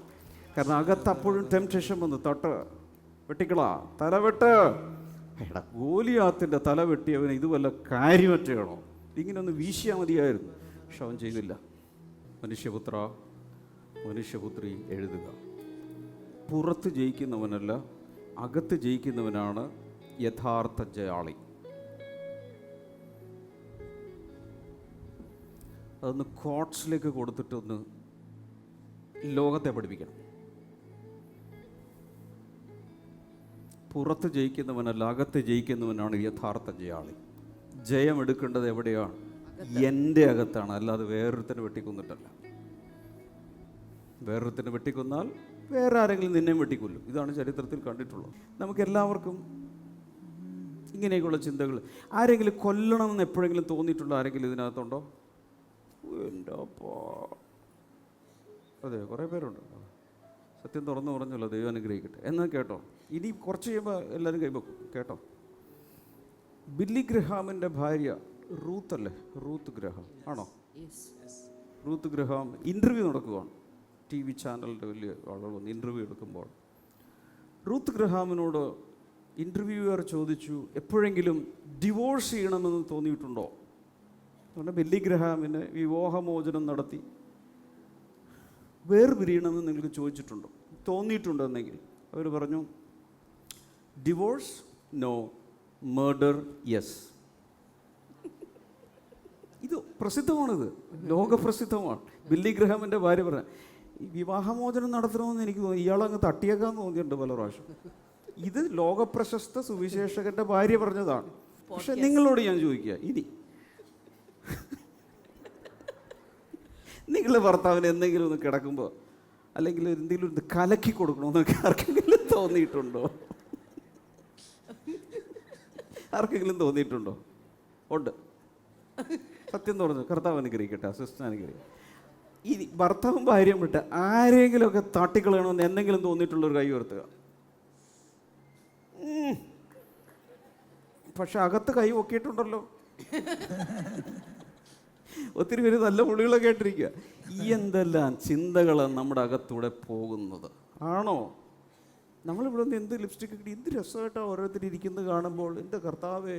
പക്ഷേ കർത്താവ് എന്ന് പറയുന്നത് നിങ്ങളുടെ ഹൃദയത്തിൽ ദുശ്ചിന്ത, വ്യഭിചാരകം, കൂല, ഈ ഒരു വലിയൊരു ലിസ്റ്റ്. ഇതൊക്കെ ജഡത്തിലുണ്ടെന്ന്, എല്ലാവരും ഉണ്ടെന്ന്. വലിയ മാലാക കളിക്കണ്ട കേട്ടോ, എല്ലാവരുടെ അകത്തുണ്ടെന്ന് വചനത്തിലുണ്ട്. നമ്മുടെ അകത്തെല്ലാം തോന്നിയിട്ടുണ്ട്, വേണ്ടാത്ത ചിന്തകളെല്ലാം. 19-ാം സങ്കീർത്തനത്തിലൊരു സൂപ്പർ വചനം തരാം, 14-ാമത്തെ വചനം, സാം 19 വേഴ്സ് നമ്പർ 14. അതിൽ പറയുന്നു, let the words of my mouth and the meditation of my heart be acceptable in your sight. വായിക്കാൻ പറ്റുമോ? എൻ്റെ അധരത്തിലെ, എൻ്റെ വായിലെ വാക്കുകളും എൻ്റെ ഹൃദയത്തിലെ ധ്യാനവും നിനക്ക് പ്രസാദകരമായിരിക്കട്ടെ. ഹൃദയത്തിലെ ധ്യാനവും വായിലെ വാക്കുകളും തമ്മിൽ കണക്റ്റഡാണ്. ഹൃദയം നിറഞ്ഞ് കവിയുന്നതല്ലോ വായ് സംസാരിക്കുന്നത്. ഇതാണ് ഇവർ തമ്മിലുള്ള ബന്ധം. ഇത് രണ്ടും നിനക്ക് പ്രസാദകരമാകട്ടെ. എത്ര പേർക്ക് ആഗ്രഹമുണ്ട് അങ്ങനെയൊക്കെ ഒന്ന് പ്രാർത്ഥിക്കാനെങ്കിലും? കർത്താവെ കമ്മലിതാ, മുക്കുത്തിതാ, അതിതാ, പാദസരം തറ, ചുരിദാർ ഇതാ, ലിപ്സ്റ്റിക്ക് എന്നൊക്കെ പ്രാർത്ഥിച്ചുകൊണ്ടിരിക്കുന്നതിനേക്കാൾ നല്ലതാണ് എന്ത്? കർത്താവെ എൻ്റെ ഹൃദയത്തിലെ ധ്യാനവും വായിലെ എൻ്റെ വാക്കുകളും നിനക്ക് പറ പ്രസാദകരമാകട്ടെ.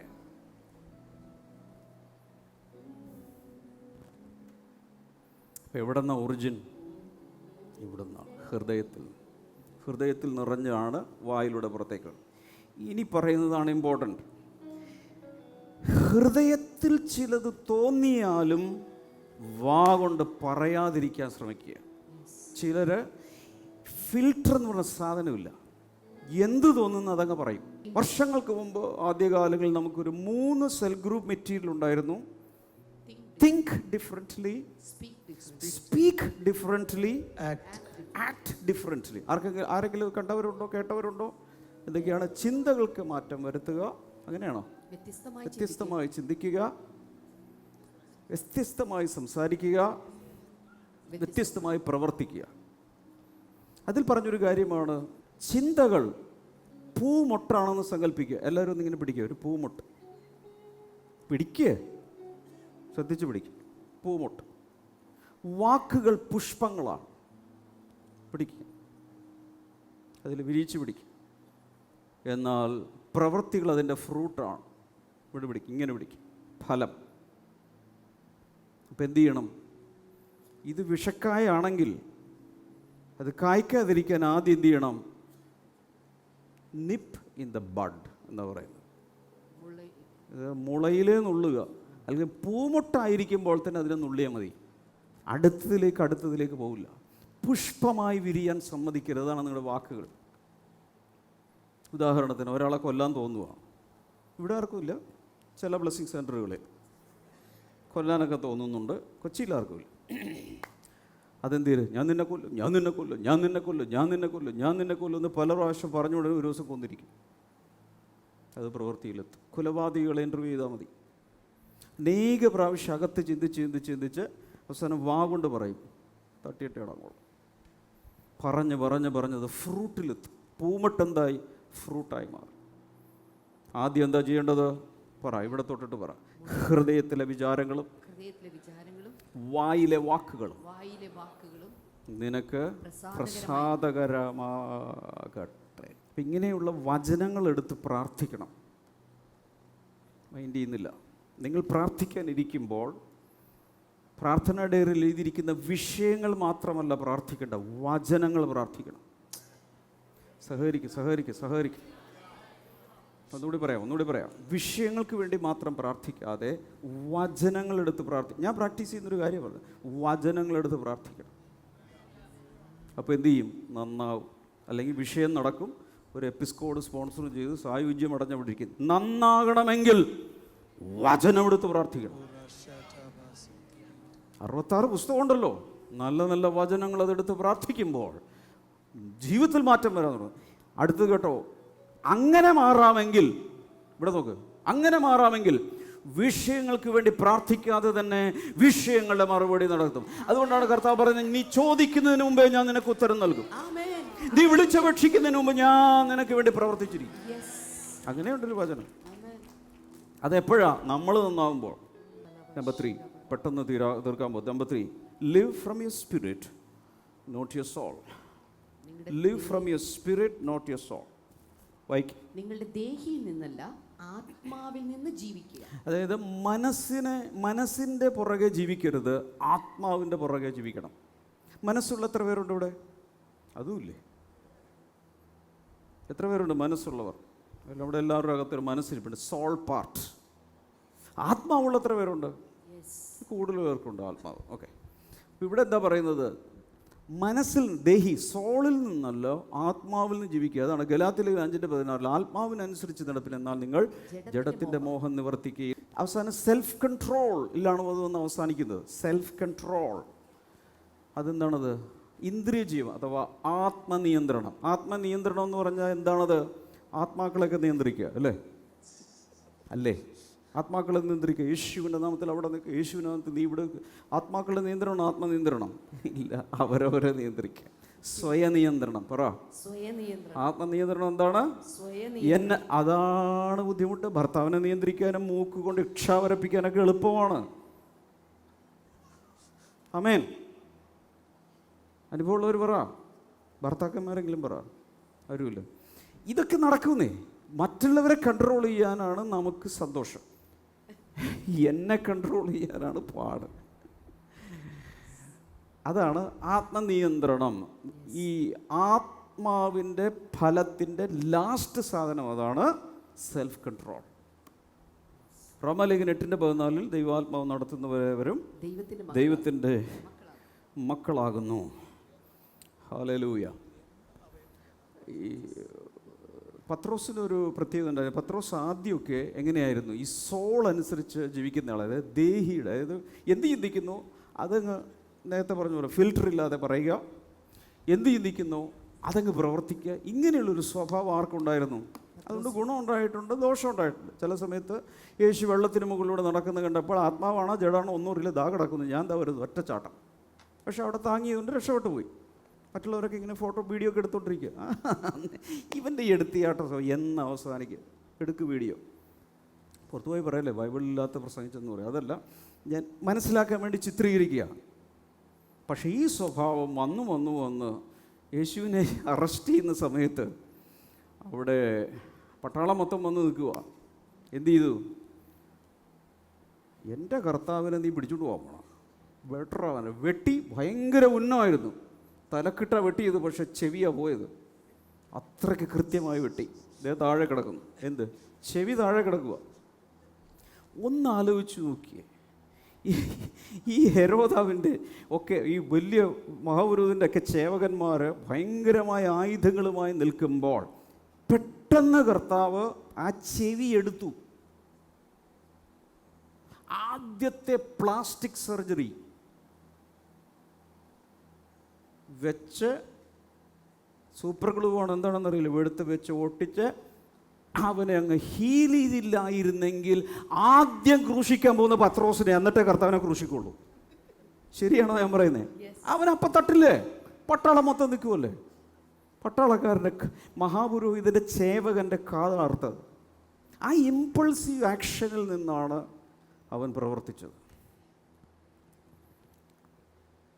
അടിപിടി കേസുകളെല്ലാം ഉണ്ടാകുന്ന അങ്ങനെയല്ലേ?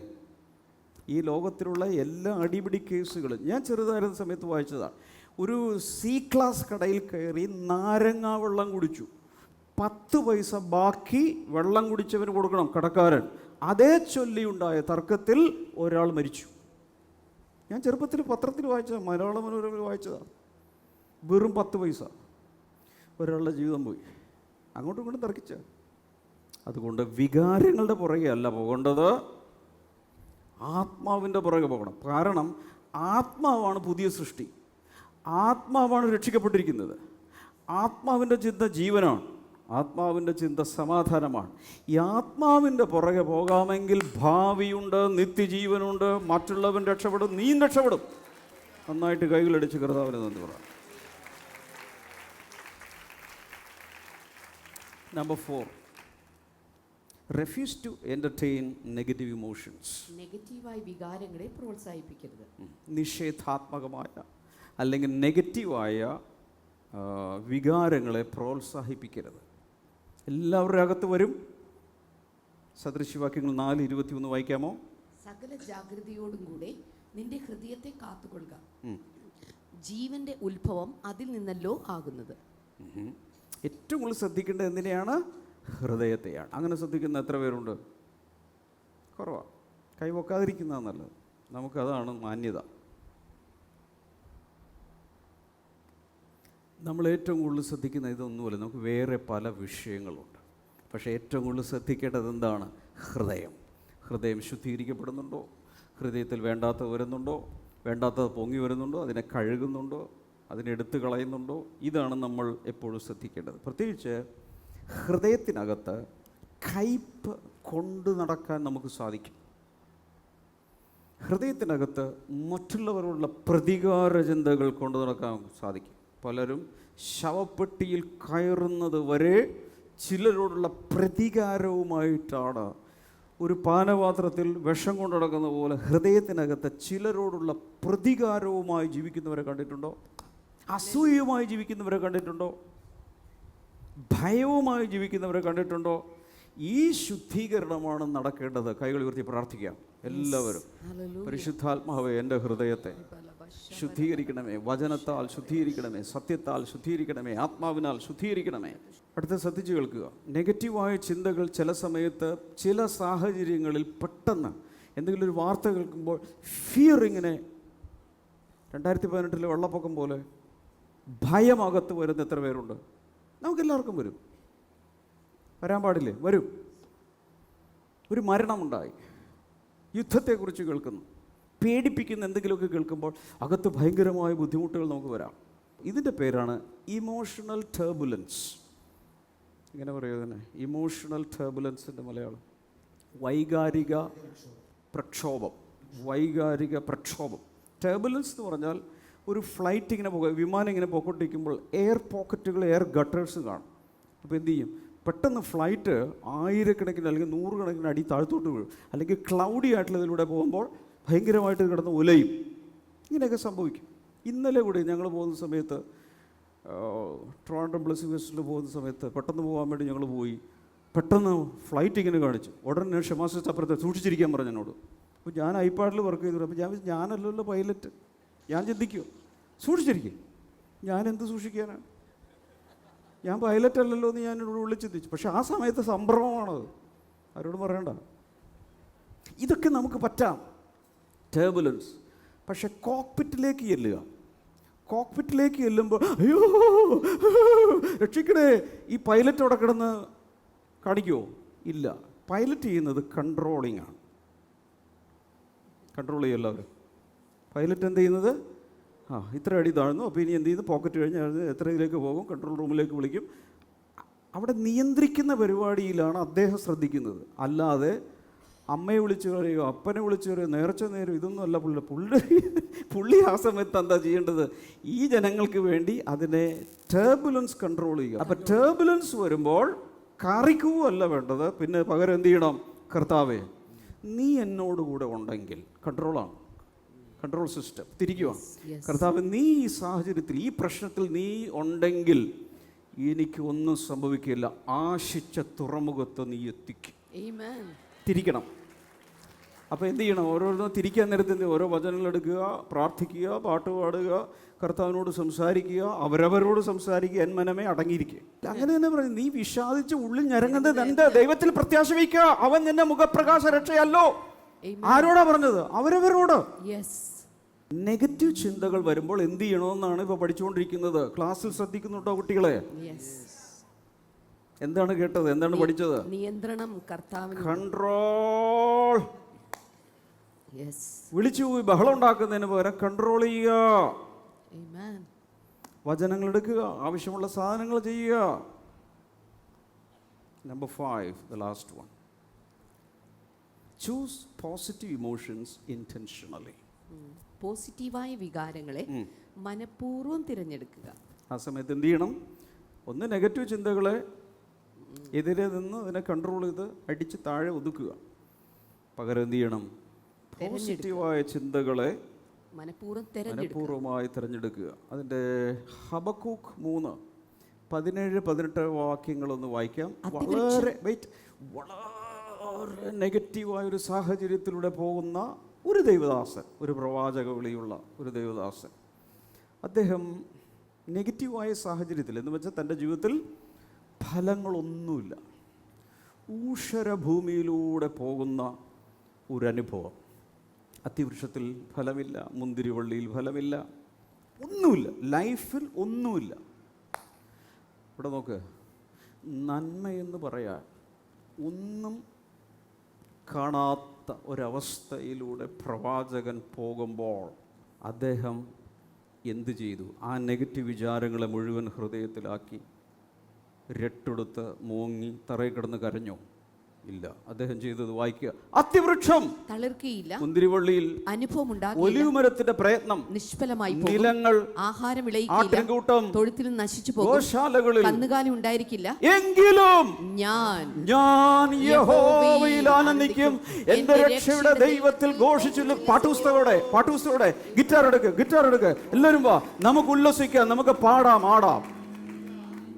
ഇതാണ് നെഗറ്റീവ് സാഹചര്യങ്ങളിൽ പോസിറ്റീവായ ചിന്തകളെ മനഃപൂർവമായി ഹൃദയത്തിലേക്ക് കൊണ്ടുവന്ന് അതിനെ ജയിക്കുക. ഇതിൻ്റെ മാതൃകയെല്ലാം നന്നായി കാണിച്ചു തന്ന യേശുവാണ്. നെഗറ്റീവായ വലിയ സാഹചര്യങ്ങളിൽ പോയപ്പോഴും ഹി വാസ് കൺട്രോൾഡ്.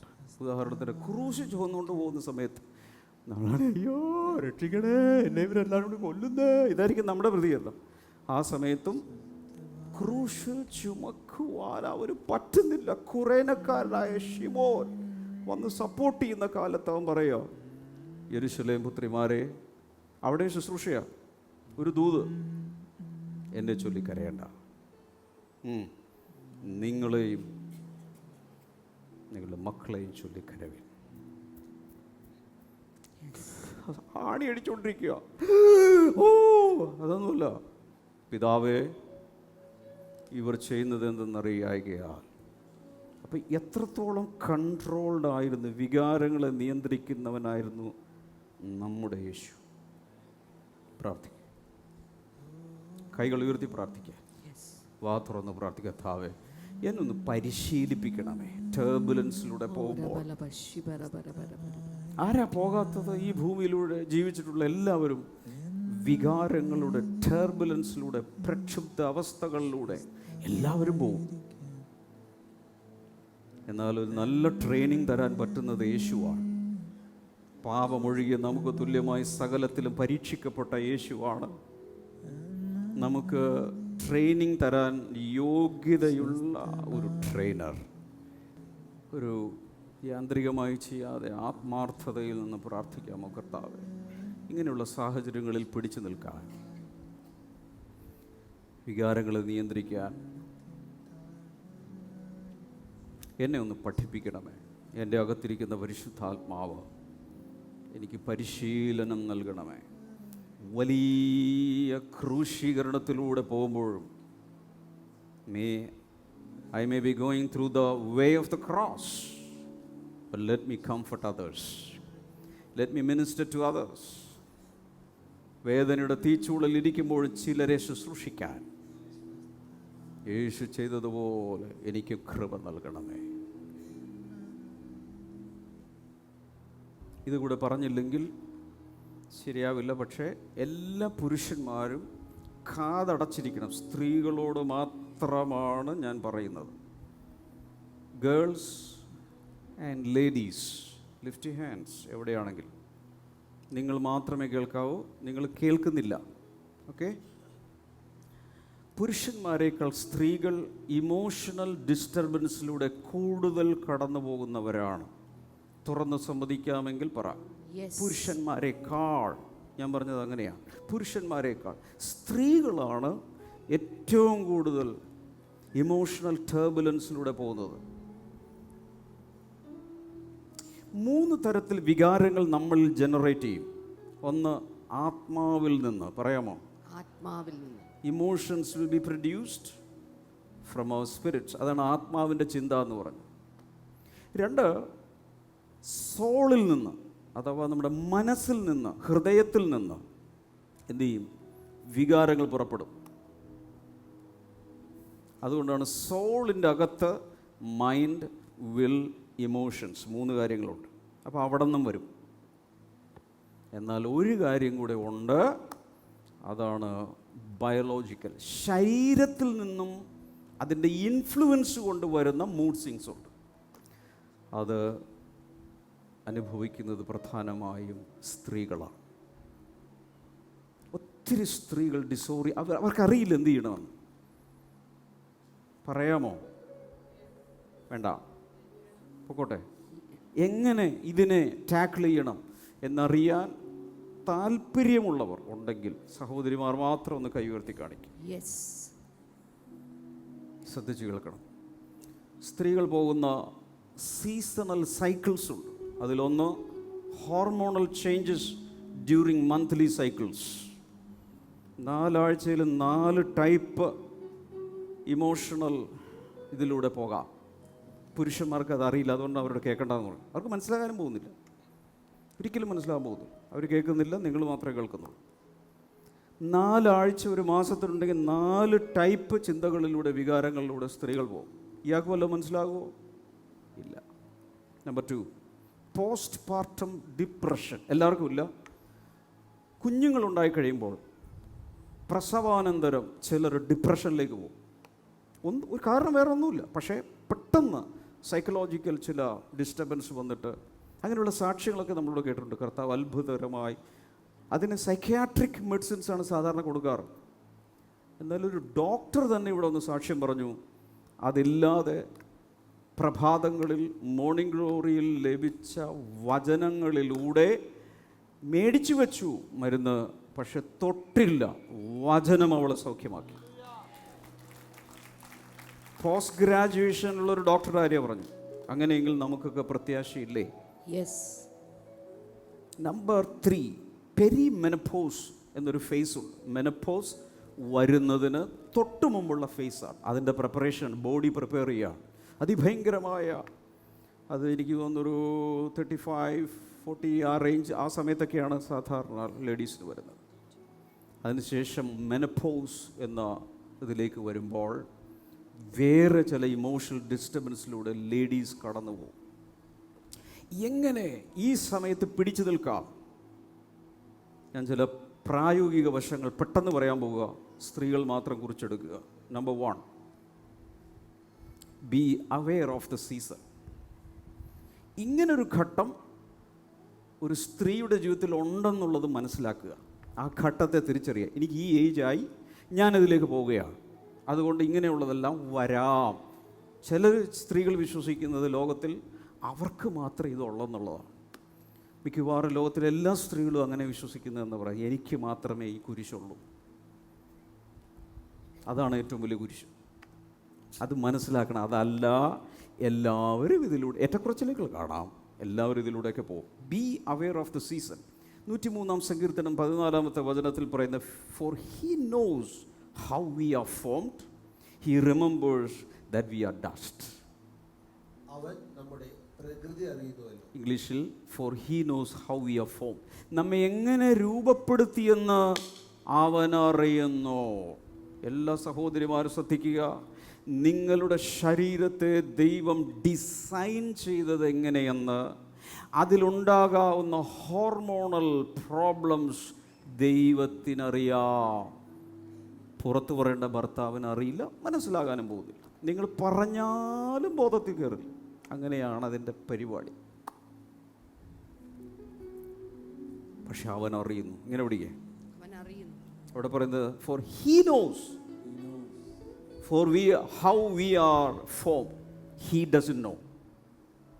ഇയാൾക്കറിയില്ല, അവനറിയാം. അങ്ങനെയുള്ള സാഹചര്യങ്ങളിലൂടെ നിങ്ങൾ പോകുമ്പോൾ ശരീരത്തെ നിർമ്മിച്ച രൂപപ്പെടുത്തിയ ദൈവത്തിനറിയാം നീ ഇങ്ങനൊരു സീസണിലൂടെ പോകുകയാണ്.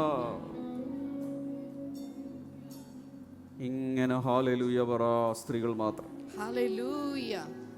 മനസ്സിലാക്കാവ്, അതായത് ഭർത്താവിന് മനസ്സിലായില്ലെങ്കിലും കർത്താവിന് മനസ്സിലാകൂന്നാണ് ഞാൻ ഈ പറയും.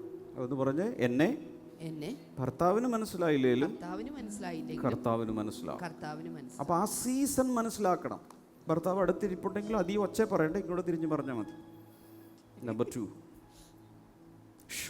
Slow down emotional reactions. വികാരങ്ങളോട് പ്രതികരിക്കുന്നത് ഇങ്ങനെ പറയുന്നത് മന്ദഗതിയിലാക്കുക, താമസിപ്പിക്കുക, സ്ലോ ആക്കുക. അതായത് പെട്ടെന്ന് വികാരങ്ങൾ പലതുമൊക്കെ തോന്നും, പക്ഷെ പെട്ടെന്ന് എടുത്തിയാടി ഒന്നും ചെയ്യരുത്. കാരണം ആ സമയത്ത് ശരീരത്തിലെ ഹോർമോണൽ ഗ്ലാൻഡുകൾ പ്രത്യേക രീതിയിലൊക്കെ പ്രവർത്തിച്ച് കെമിസ്ട്രി അങ്ങ് മാറും. മനസ്സിലാവുന്നുണ്ടോ? അതുകൊണ്ട് പെട്ടെന്ന് അതിനെ ബേസ് ചെയ്തൊന്നും ചെയ്യരുത്. ഞാൻ ആദ്യമേ പറഞ്ഞു, ഇമോഷൻസ് ഒരിക്കലും ഡ്രൈവേഴ്സ് അല്ല. ഇമോഷൻസിനെ ഡ്രൈവർ സീറ്റിൽ ഇരുത്തരുത് എന്ന് പറഞ്ഞാൽ ഈ വികാരങ്ങളിൽ തോന്നുന്നതെല്ലാം പ്രവർത്തിക്കരുത്. പലതും തോന്നും, പലതും ആ സമയത്ത് തോന്നും. ചിന്തകൾ കാട് കയറും, ചാകാൻ തോന്നും, ഇറങ്ങിപ്പോകാൻ തോന്നും, പലതും തോന്നും. പക്ഷെ പെട്ടെന്ന് വികാരങ്ങൾക്കനുസരിച്ച് പ്രവർത്തിക്കരുത്. യാക്കോബിൻ്റെ ലേഖനം 1:19 everyone should be quick to listen, slow to speak and slow to become angry. എന്നാൽ ഏത് മനുഷ്യനും കേൾപ്പാൻ വേഗതയും പറവാൻ താമസവും കോപത്തിന് താമസമുള്ളവനായിരിക്കട്ടെ. എന്ന് വെച്ചാൽ എന്ത്? Slow down. പറഞ്ഞേ, സ്ലോ ഡൗൺ. Slow down. ഇങ്ങനെ കാണിച്ചുകൊണ്ട് സഹോദരിമാർ പറ, സ്ലോ ഡൗൺ, സ്ലോ ഡൗൺ. ആ ഡൗൺ. സമയത്ത് പെട്ടെന്ന് തീരുമാനങ്ങൾ എടുക്കരുത്. പിന്നെ എന്ത് ചെയ്യുക? Slow down. Number 3, strengthen spiritual anchors. എൻ്റെ മലയാളം ഇങ്ങനെ പറയാം, സ്ട്രെങ്തൻ സ്പിരിച്വൽ ആങ്കേഴ്സ്. ആത്മീയ നങ്കൂരങ്ങളെ ശക്തീകരിക്കുക. ആത്മീയ നങ്കൂരങ്ങൾ ശക്തീകരിക്കുക. നങ്കൂരം എന്ന് പറഞ്ഞാൽ അറിയാലോ, നങ്കൂരം എന്ന് പറഞ്ഞാൽ കപ്പലിന് ഒരു സ്ഥലത്ത് തന്നെ പിടിച്ചു നിർത്തുന്ന നങ്കൂരം. അതിനെ സ്ട്രെങ്തൻ ചെയ്യുക എന്ന് വെച്ചാൽ ആ സമയത്താണ് ശക്തമായി ആത്മാവിൽ കുതിക്കേണ്ടതും ആരാധിക്കേണ്ടതും പ്രാർത്ഥിക്കേണ്ടതും.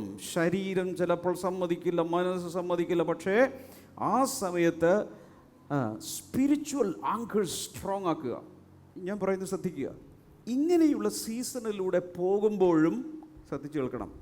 അതിൻ്റെ അർത്ഥം ആത്മീയമായി നിങ്ങൾ താളടിയായെന്നല്ല. ചിലപ്പോൾ ഭയങ്കരമായി സ്പിരിച്വലി നിങ്ങൾ മുന്നേറിക്കൊണ്ടിരിക്കുന്ന സമയത്ത് ഇങ്ങനെയുള്ള പ്രശ്നങ്ങൾ ശരീരത്തിലും മനസ്സിലും സംഭവിക്കാം. ദൈവം നിങ്ങൾ തള്ളി എന്നതിനർത്ഥമില്ല, പിശാച് കയറി എന്നർത്ഥമില്ല, നിങ്ങൾ ശപിക്കപ്പെട്ടു എന്നതിനർത്ഥമില്ല. ഇത് ആഗോള വ്യാപകമായി എല്ലാവരും പോകുന്ന ഒരു സീസണാണ് എന്ന് മനസ്സിലാക്കുക. 26 ഏഷ്യാവ് 26:3 you will keep in perfect peace those whose minds are steadfast. ഇങ്ങനെ ഇതിനെ പറയുന്നത് വായിക്കാമെങ്കിൽ വായിക്കും. 26:3 സ്ഥിരമാനസൻ നിന്നിൽ ആശ്രയം വെച്ചിരിക്കൊണ്ട് നീ അവനെ പൂർണ്ണ സമാധാനത്തിൽ കാക്കുന്നു. ഹല്ലേലൂയ. എന്ത് ചെയ്യുന്നു? സ്ഥിരമാനസൻ നിന്നിലാശ്രയം വെച്ചിരിക്കൊണ്ട് നീ അവനെ പൂർണ്ണ സമാധാനത്തിൽ കാക്കും. Number 4, the last one, take care of your body. ആ സമയത്ത് ശരീരത്തിന് ചില പ്രത്യേക പരിരക്ഷകൾ നൽകണം. ചിലപ്പോൾ ചില ഡോക്ടേഴ്സിനോട് ചോദിക്കേണ്ടി വരും, അറിവുള്ളവരോട് ചോദിക്കണം, ഞാൻ എന്ത് കഴിക്കണം, എന്ത് ചെയ്യണം, എങ്ങനെ ഉറങ്ങണം. ഈ കാര്യങ്ങളൊക്കെ ശരീരത്തെ കൂടെ ആ സമയത്ത് ടേക്ക് കെയർ ചെയ്യുക. പ്രത്യേകമായ പരിരക്ഷ ശരീരത്തിന് കൂടി കൊടുക്കുക. കാരണം ഈ ഇമോഷണൽ ഡിസ്റ്റർബൻസ് മനസ്സിൽ നിന്ന് വന്നതല്ല,